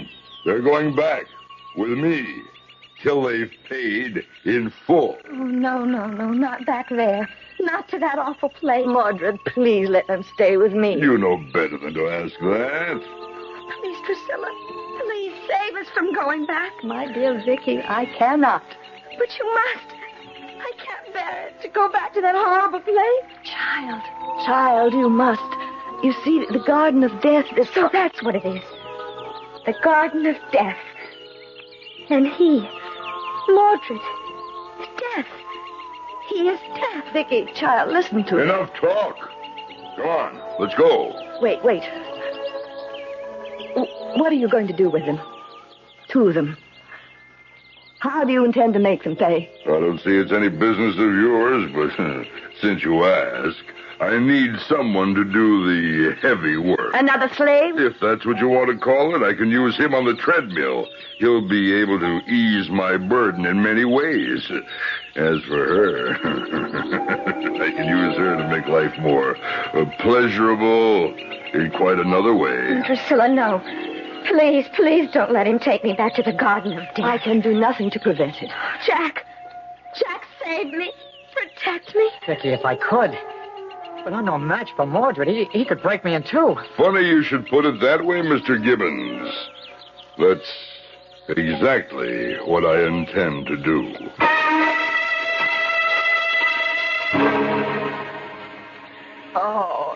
Oh. Jack. Oh, if you'd only let me massage your back, your shoulders. No, don't touch them, please. I'm in such agony, I couldn't stand it, not even to be touched. Oh, it's horrible. Horrible. Horrible isn't the word for what he's doing to me. There is no word. I'm on that treadmill 12 hours a day. 12 hours. Horrible. For me, too. You? Well, you gotta be kidding. Look at you. dressed like a queen. Your hair, your skin, your nails. Nobody was ever kept better than you. Kept? Yes. Like a prize animal. And me like a dog. What he's doing to me, words can't describe. Broken back, I'm afraid. Broken back. Oh, car accident. I'm remembering. Car accident? What car accident? I don't exactly remember, but don't remember. Was I drunk? Jack. Yes, I think I was drunk and out of control. Car out of control. Lumbar vertebrae. Third, fourth, fifth. Smash. That voice. That voice. What voice? I don't hear any. I do. I don't. Not now, but I thought. The way I did? The way I thought I heard someone saying they couldn't get a pulse? Yeah, I guess. Oh, Lord, what's happening to us? I think... You know what? I think either we're dead or dying. That's what I've been thinking. What makes you think it? She told us, Drusilla, that we're in... She called it the Garden of Death. Yeah, that's for sure. But every now and then we hear those voices. Yeah. Yeah, I can't be sure, but I get the feeling I was killed in an automobile accident. Only maybe I'm not dead yet, like I could be on an operating table in some hospital, sort of between there and here. Exactly. Exactly. And I had, or could be having, right this minute having an operation. A serious operation, and I'm halfway on the borderline of dying or living. Oh, God, let me live. Let me live. Don't let me... Please, please don't let me stay here. Oh, come on, pull yourself together. I can't bear being dead. What can you do about it? What can I do about it? Nothing. No, there is something. I've been thinking about it. I'm going to find my way back to the Garden of Life. Garden of Life? Drusilla's. I'm going to get back there somehow. How? I don't know. I don't know yet, but I will. I'm not ready to die. Not yet. I'm going to live, Jack. You'll see, I'm going to live.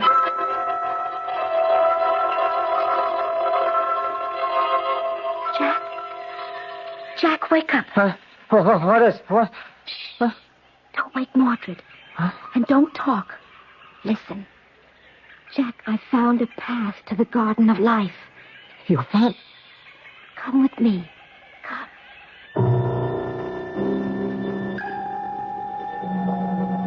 Crazy. Plain crazy, wandering around in the moonlight like this. I'll find a path. It's here somewhere. You seem awfully sure. I am. Every chance I got this week, day and night, I came out here and searched, and I found this path. How do you know it leads to the Garden of Life? It must. It goes straight in that direction. I followed it as far as a clearing, but had to turn back before I could... Jack! Yeah, you were right. Let's not waste time. Come on.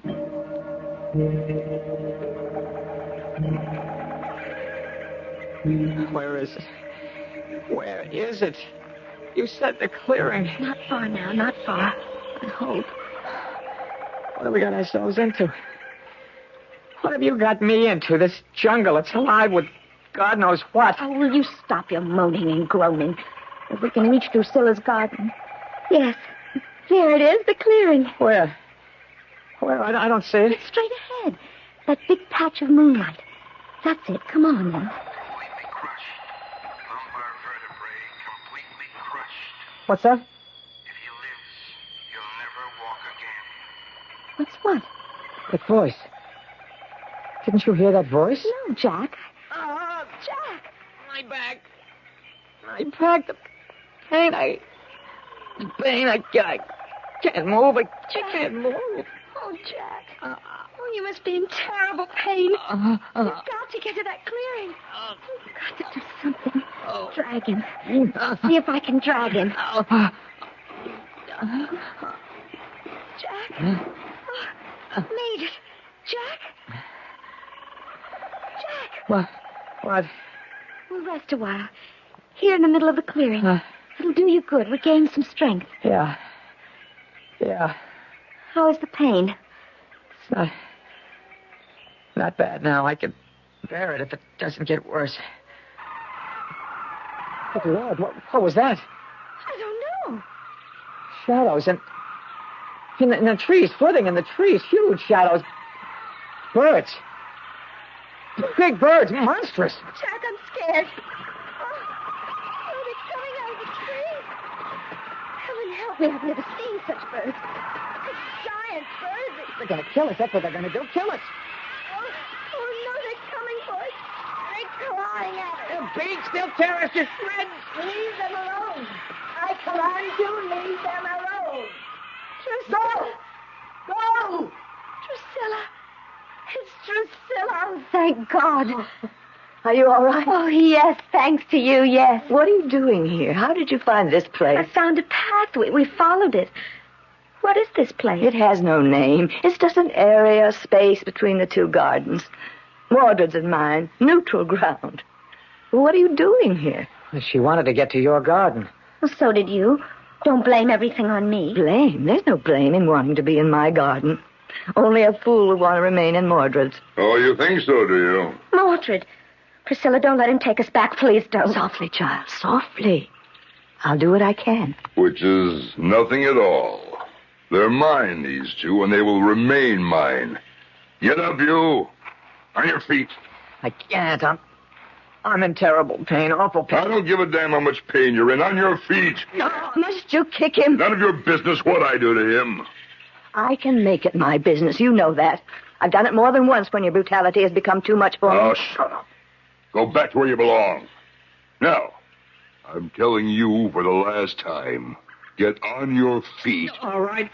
All right. And you, sweetheart, get going. No, I can't go back. Oh, yes, you can. Please. Mordred, enough. Let her be, or I warn you, I'll take this matter to the master. Much good that'll do you. There's one way to find out. Hold it just a minute. Yes? Now, there's no sense bothering him with I this. think there is. You've gone too far again. I don't know about that. I do. What's more, these two, Vicky and Jack, are on neutral ground between your garden But and they mine. belong to me. To you, always to you. Will you never learn I have as much right as you? Can't you get it through your stupid, greedy head that it's pointless to argue like this, wrangle like this?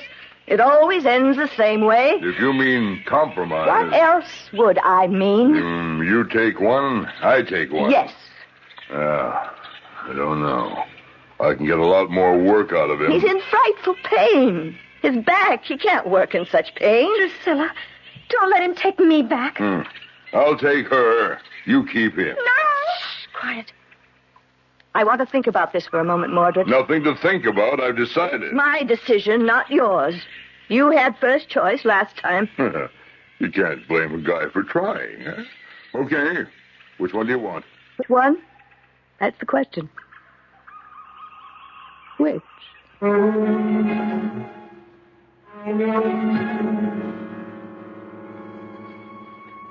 As Drusilla ponders her decision, Vicky and Jack watch her with eyes that hold indescribable yearning. For one, it will mean life. For the other, death. Which, then, will be the lucky one? The one Drusilla will choose to return with her to her garden. We'll know the answer when I return shortly for Act 3.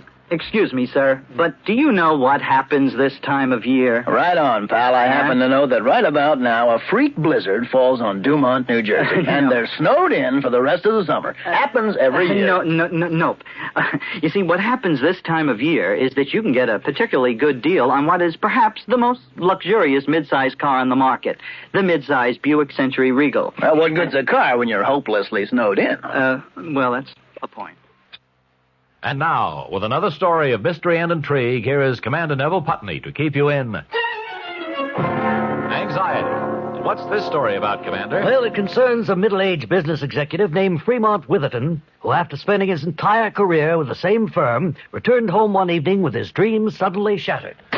Is that you, Fremont? It's me, Erica. Fremont, you look so peaked. Erica, I've been fired. That new plant manager, he's been trying to cut me out, and today he succeeded. Well, you don't need to give me that hangdog look. Just go out and get another job. I'm through, Erica. I'm 58 years old. Nobody will hire me for half the salary I've been making. My only hope is to kill the plant manager. Fremont, I hate rough stuff, but if you've decided, your Roscoe's upstairs in the trunk. You load it, and I'll warm up the getaway car.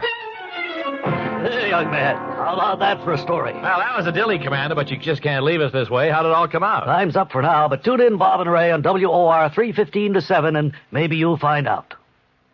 There is no mystery about the morning when you come rambling with gambling. Good evening, evening mystery fans.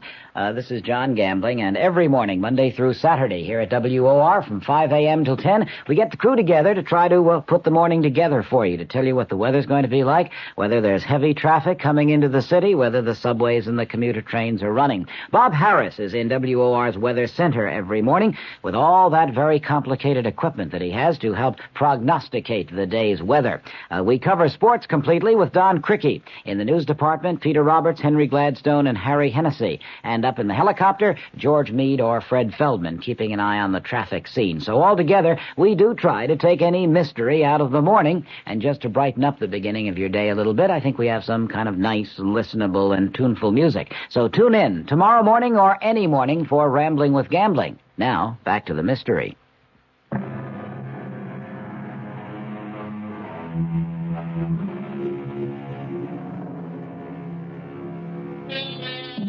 Why is life so full of troublesome decisions? Maybe life would be easier, pleasanter, if there were no options, no choices. Maybe not. Can't say. And frankly, I can't say whether the strange and beautiful Drusilla will choose Vicky or Jack to take back to her enchanting and enchanted garden. Let's find out, shall we? Take me. Oh, please take me. No, me. Listen, Drusilla, I'll be a lot more use to you. I'll get over this bad problem. You'll see, and I'll work for you. Work even harder, longer than for Mordred. Don't listen to him. He's a liar and a cheat. Cheat? Yes, trying to cheat me out of what's rightfully mine. Who found this path? I did. So you found the path, so what? So I deserve to go with Drusilla. I was the one who wanted to live. Don't listen to her. I'll take neither of you. What? Neither. I'm sorry. Truly sorry. When we met before, I felt each of you close to being worthy of joining me in my garden, but now... No, I want neither of you now. But why not? Why not? You've changed, the two of you. There's hate in you now. Jealousy, greed. You're not worthy anymore. Mordred? Yes? Take them. Both of them. Back with you.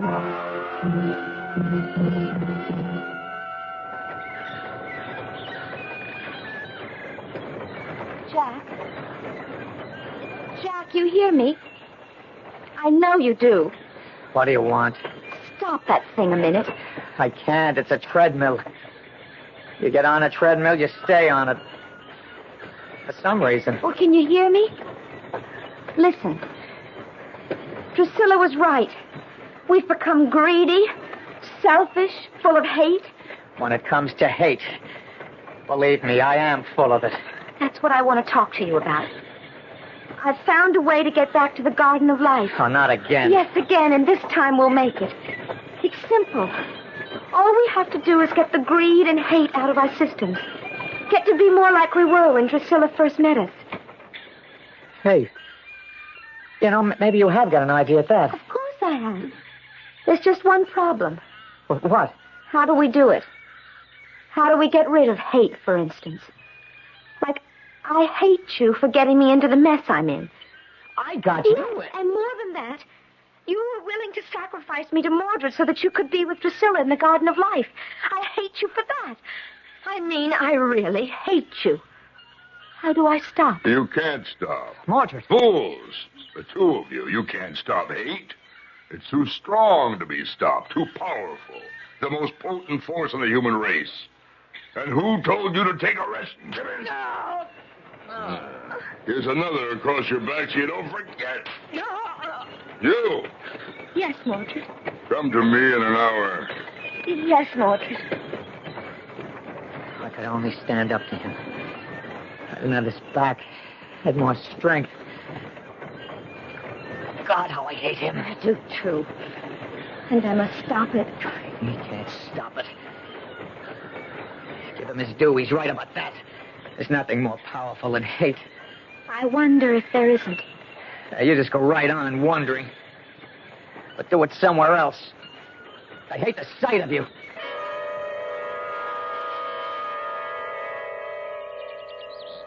Hello? Drusilla, can you hear me? It's Vicky. I'm at the garden gate. Drusilla? What is it, Vicky? Oh, I didn't know you were standing there. I wasn't until now. May I come in? Please, just for a moment. I'm sorry, no. You must stay on that side of the gate. I think she's gone, Doctor. No pulse at all. Well, perhaps for a moment. Did you hear that voice? Yes. What did it say? You heard it. I keep hearing it. Now and then. I can't remember a second later what it said. What is it you want, Vicky? I've come to tell you I don't hate anymore. Oh? I hated Jack and Mordred, but not anymore. So may I stay?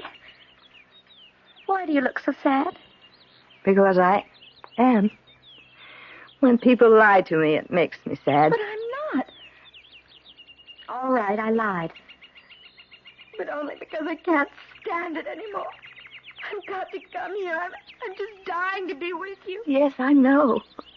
But I can't have you in my garden until you've put hate out of your heart. I can't. I've tried. I keep trying, but I can't do it. Not alone, no. But I am alone. No one in your world is alone. They just forget who's with them. Always. Who? God. God?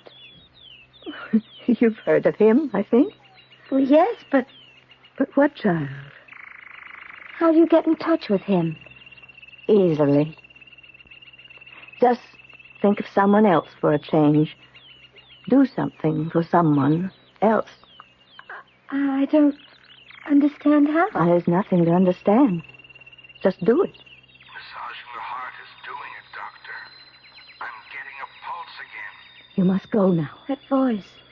I heard it again. So did I. Go now. Quickly. But I don't want to go. Oh, I can't go, not back to Mordred and Jack and all the awful things back there. Drusilla? Gone. Oh, why couldn't you let me stay? Why?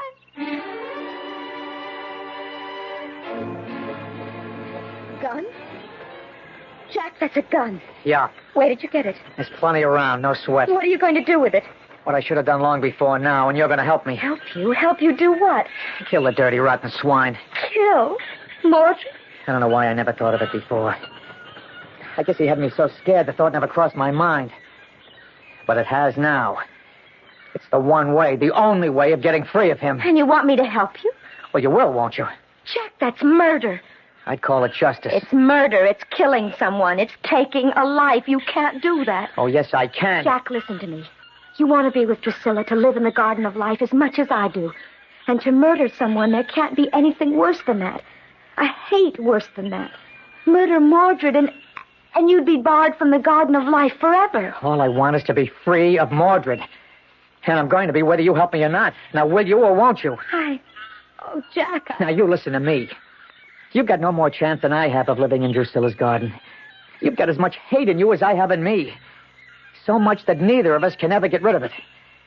Well, we can at least get rid of Mordred. Be free of him forever. After that, well, life here won't exactly be a picnic. But it'll be a hell of a lot easier and happier. I'll play it smart, Vicky. Help me. Vicky? All right. What do you want me to do?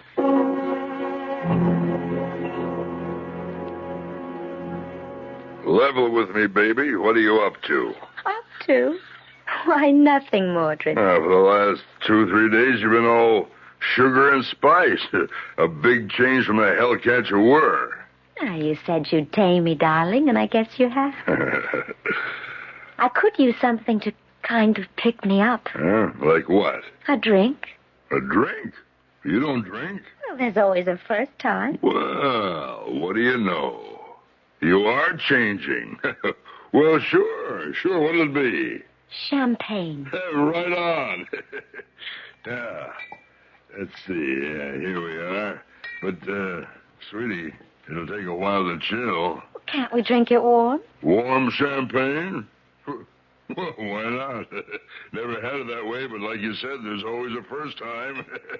Hey, now I know why they chill it. Warm champagne goes all over. Hey, quick, give me the glasses all over the place. Here you are. There. Now, what do we drink to? Us. Yeah, sure. To us. Here, bottoms up. Bottoms up. Oh. Not bad. Warm champagne's not bad after all, huh? Again? Sure. Yeah.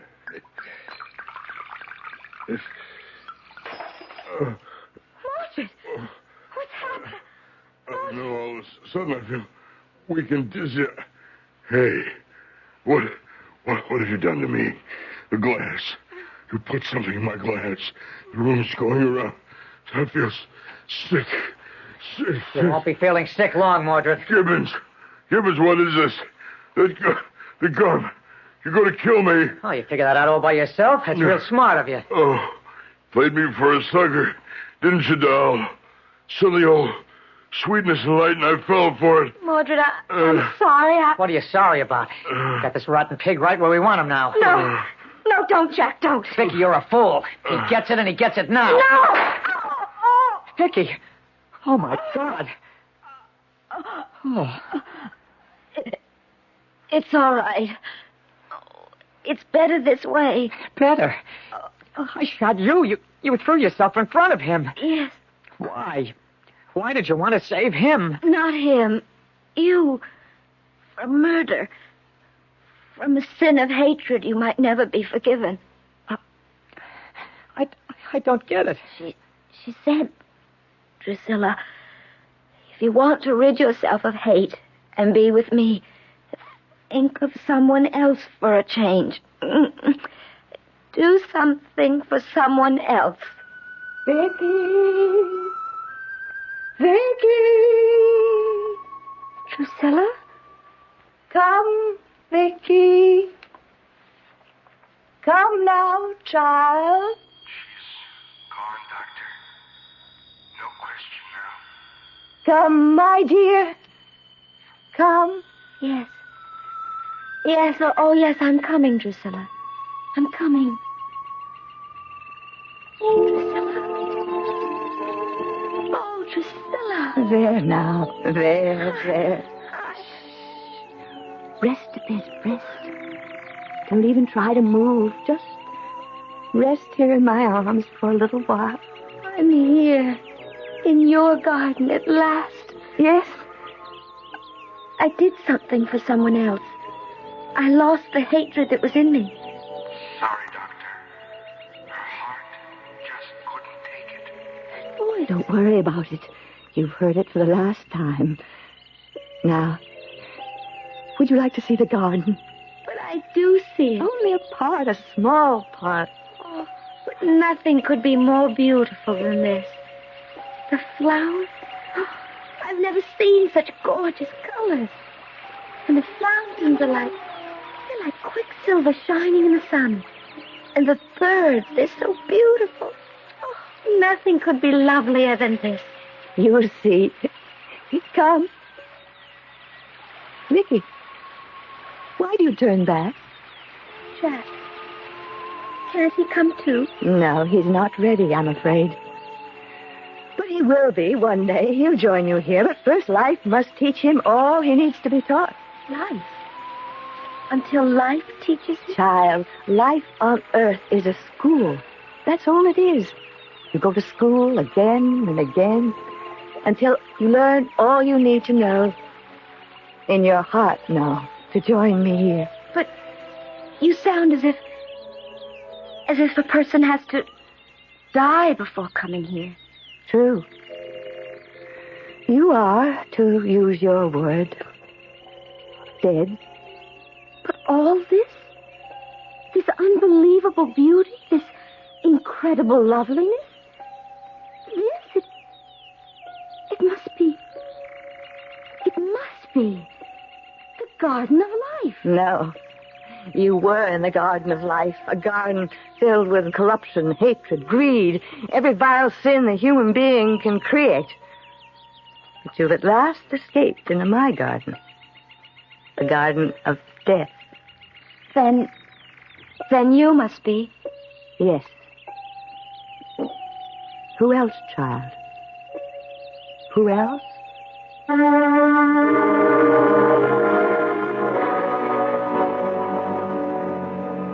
I've never thought of death as being a beautiful woman, have you? Birth, life, death, only words, really. Symbols we use to express the unfathomable. Who is to say that life is not really death? Or death, life? And birth, a state somewhere in between. Who is to say? Not I, surely. I'll be back shortly. There is no mystery about the morning when you come rambling with gambling. Good evening mystery fans. This is John Gambling, and every morning, Monday through Saturday, here at WOR from 5 a.m. till 10, we get the crew together to try to put the morning together for you, to tell you what the weather's going to be like, whether there's heavy traffic coming into the city, whether the subways and the commuter trains are running. Bob Harris is in WOR's Weather Center every morning with all that very complicated equipment that he has to help prognosticate the day's weather. We cover sports completely with Don Cricky. In the news department, Peter Roberts, Henry Gladstone, and Harry Hennessy. And up in the helicopter, George Meade or Fred Feldman, keeping an eye on the traffic scene. So altogether, we do try to take any mystery out of the morning. And just to brighten up the beginning of your day a little bit, I think we have some kind of nice, listenable, and tuneful music. So tune in tomorrow morning or any morning for Rambling with Gambling. Now, back to the mystery. Hello.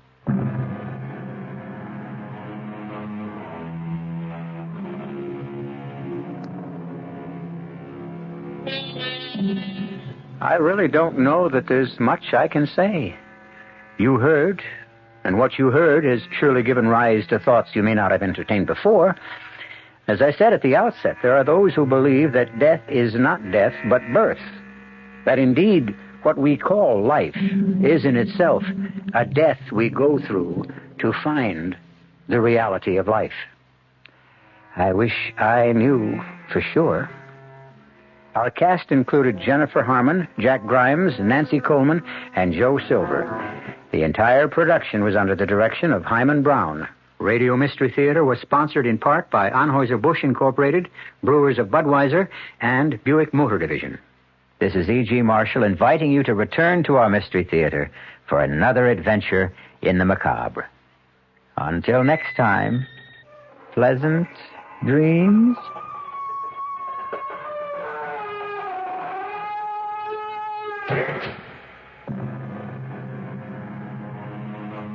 Tonight's WOR Mystery Theater was also brought to you in part by ShopRite Supermarkets, where you got a lot more for a little less, and by Suburban Savings, with offices throughout North Jersey.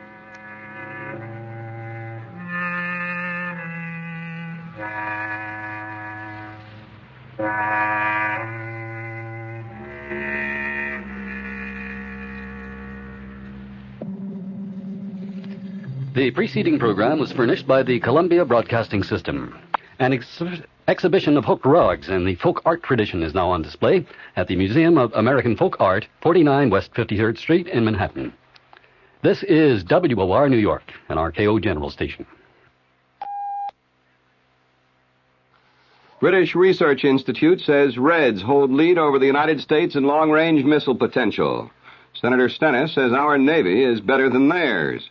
Jaworski subpoenas former President Nixon in the Watergate cover-up. It's 72 degrees in mid-Manhattan.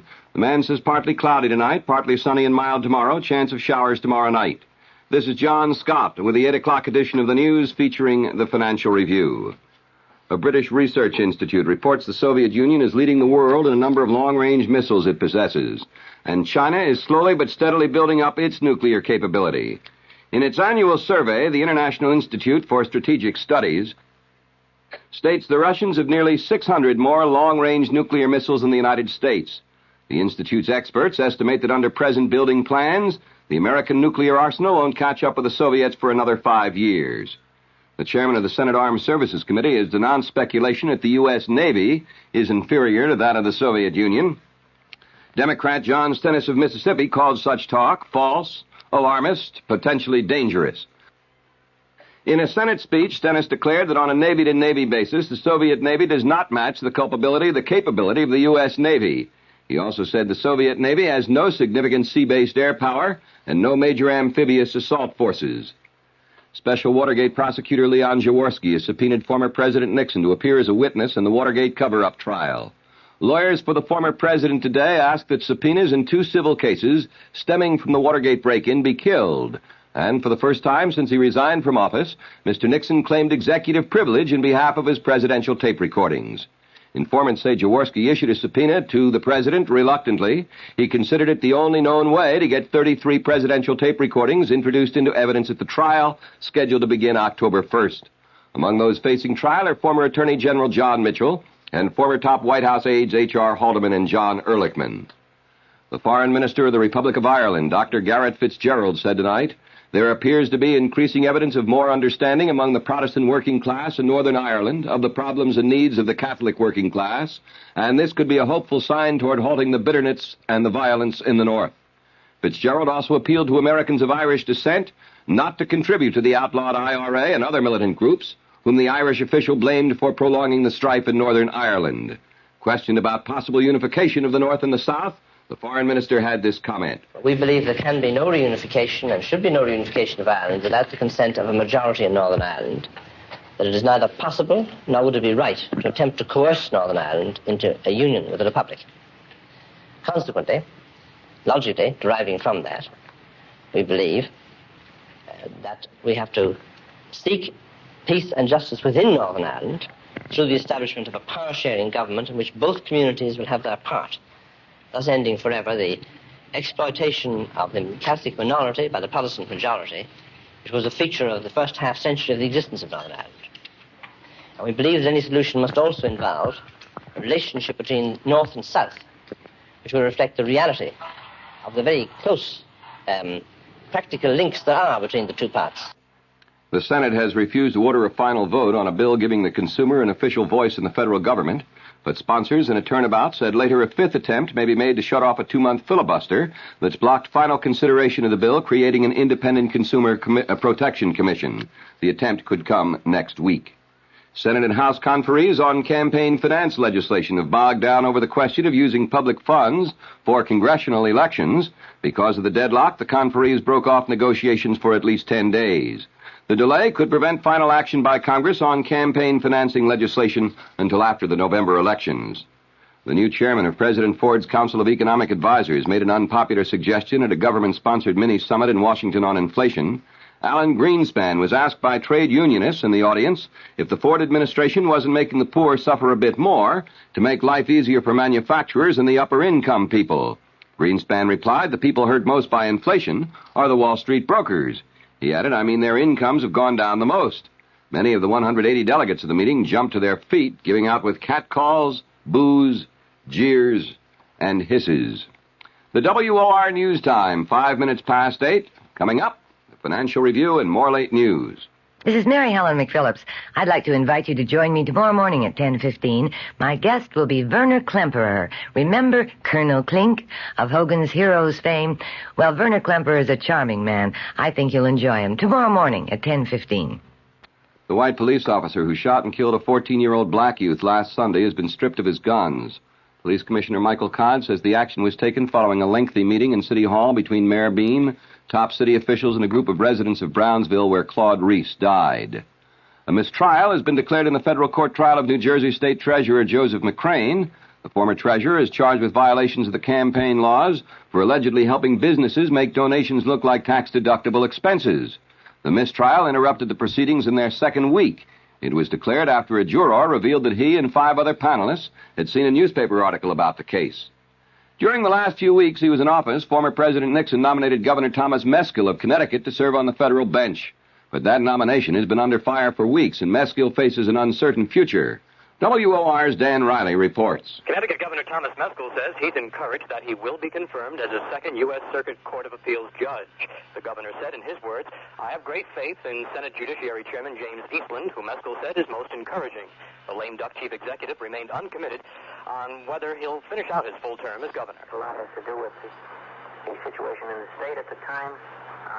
My personal situation, I have to move my family. A lot will have to do with the needs of the court at the time as to whether or not there's any particular emergency that requires my sitting immediately. I think there are many factors that will all have to be weighed. I think the first thing that has to happen is to have a resolution of the confirmation itself. Democratic Senator John Tunney of California, a member of the Judiciary Committee, today joined the American Bar Association in denouncing Mescal's nomination. In Hartford, Dan Riley reporting, WOR News. 2 reputed gamblers were found shot to death in gangland style today in widely separated sections of New York City. Police are trying to determine if they were victims of an intermittent mob war, which has been underway for some months. One of the 2, Alfred Gallo, was found dead in the rear seat of a car parked in the Sheepshead Bay section of Brooklyn. He'd been shot in the back of the head. Police said Gallo was not related to the gang currently headed by Albert Kid Blast Gallo, the last survivor of the underworld Gallo family. The remnants of the Gallo group have been warring with the underworld family of Joseph Colombo. The second shooting victim was 38-year-old Frank Carter of the Bronx. He, too, was shot in the head. His body was discovered slumped behind the wheel of his Cadillac on the grounds of an amusement park in Flushing, Queens. Police say both men had records including offenses other than gambling. Draft dodger Dan Kraptik has surrendered in New York under President Ford's clemency program. The 25-year-old Kraptik said he did it as a birthday present to my kids. He's been working as a part-time driver for a private car service. Kraptik said, maybe without this hammer hanging over my head, I'll be able to get a better job and give them a better life. He reported to authorities today, which was his 3-year-old son's birthday. Well, the weather and the top of the news after this. Provident, member FDIC. The Weather Watch update, partly cloudy and hazy tonight with the low in the low 60s. Partly sunny and mild tomorrow, the high in the low 80s. Chance of showers tomorrow night. The low around 60. On Saturday, partly sunny, the high in the mid-70s. Right now in clear mid-Manhattan, 72 degrees, the humidity 69%, the wind south at 8 miles an hour, and the barometer steady at 30.19 inches. And the top stories. The British Research Institute reports the Soviet Union has a long lead over the United States.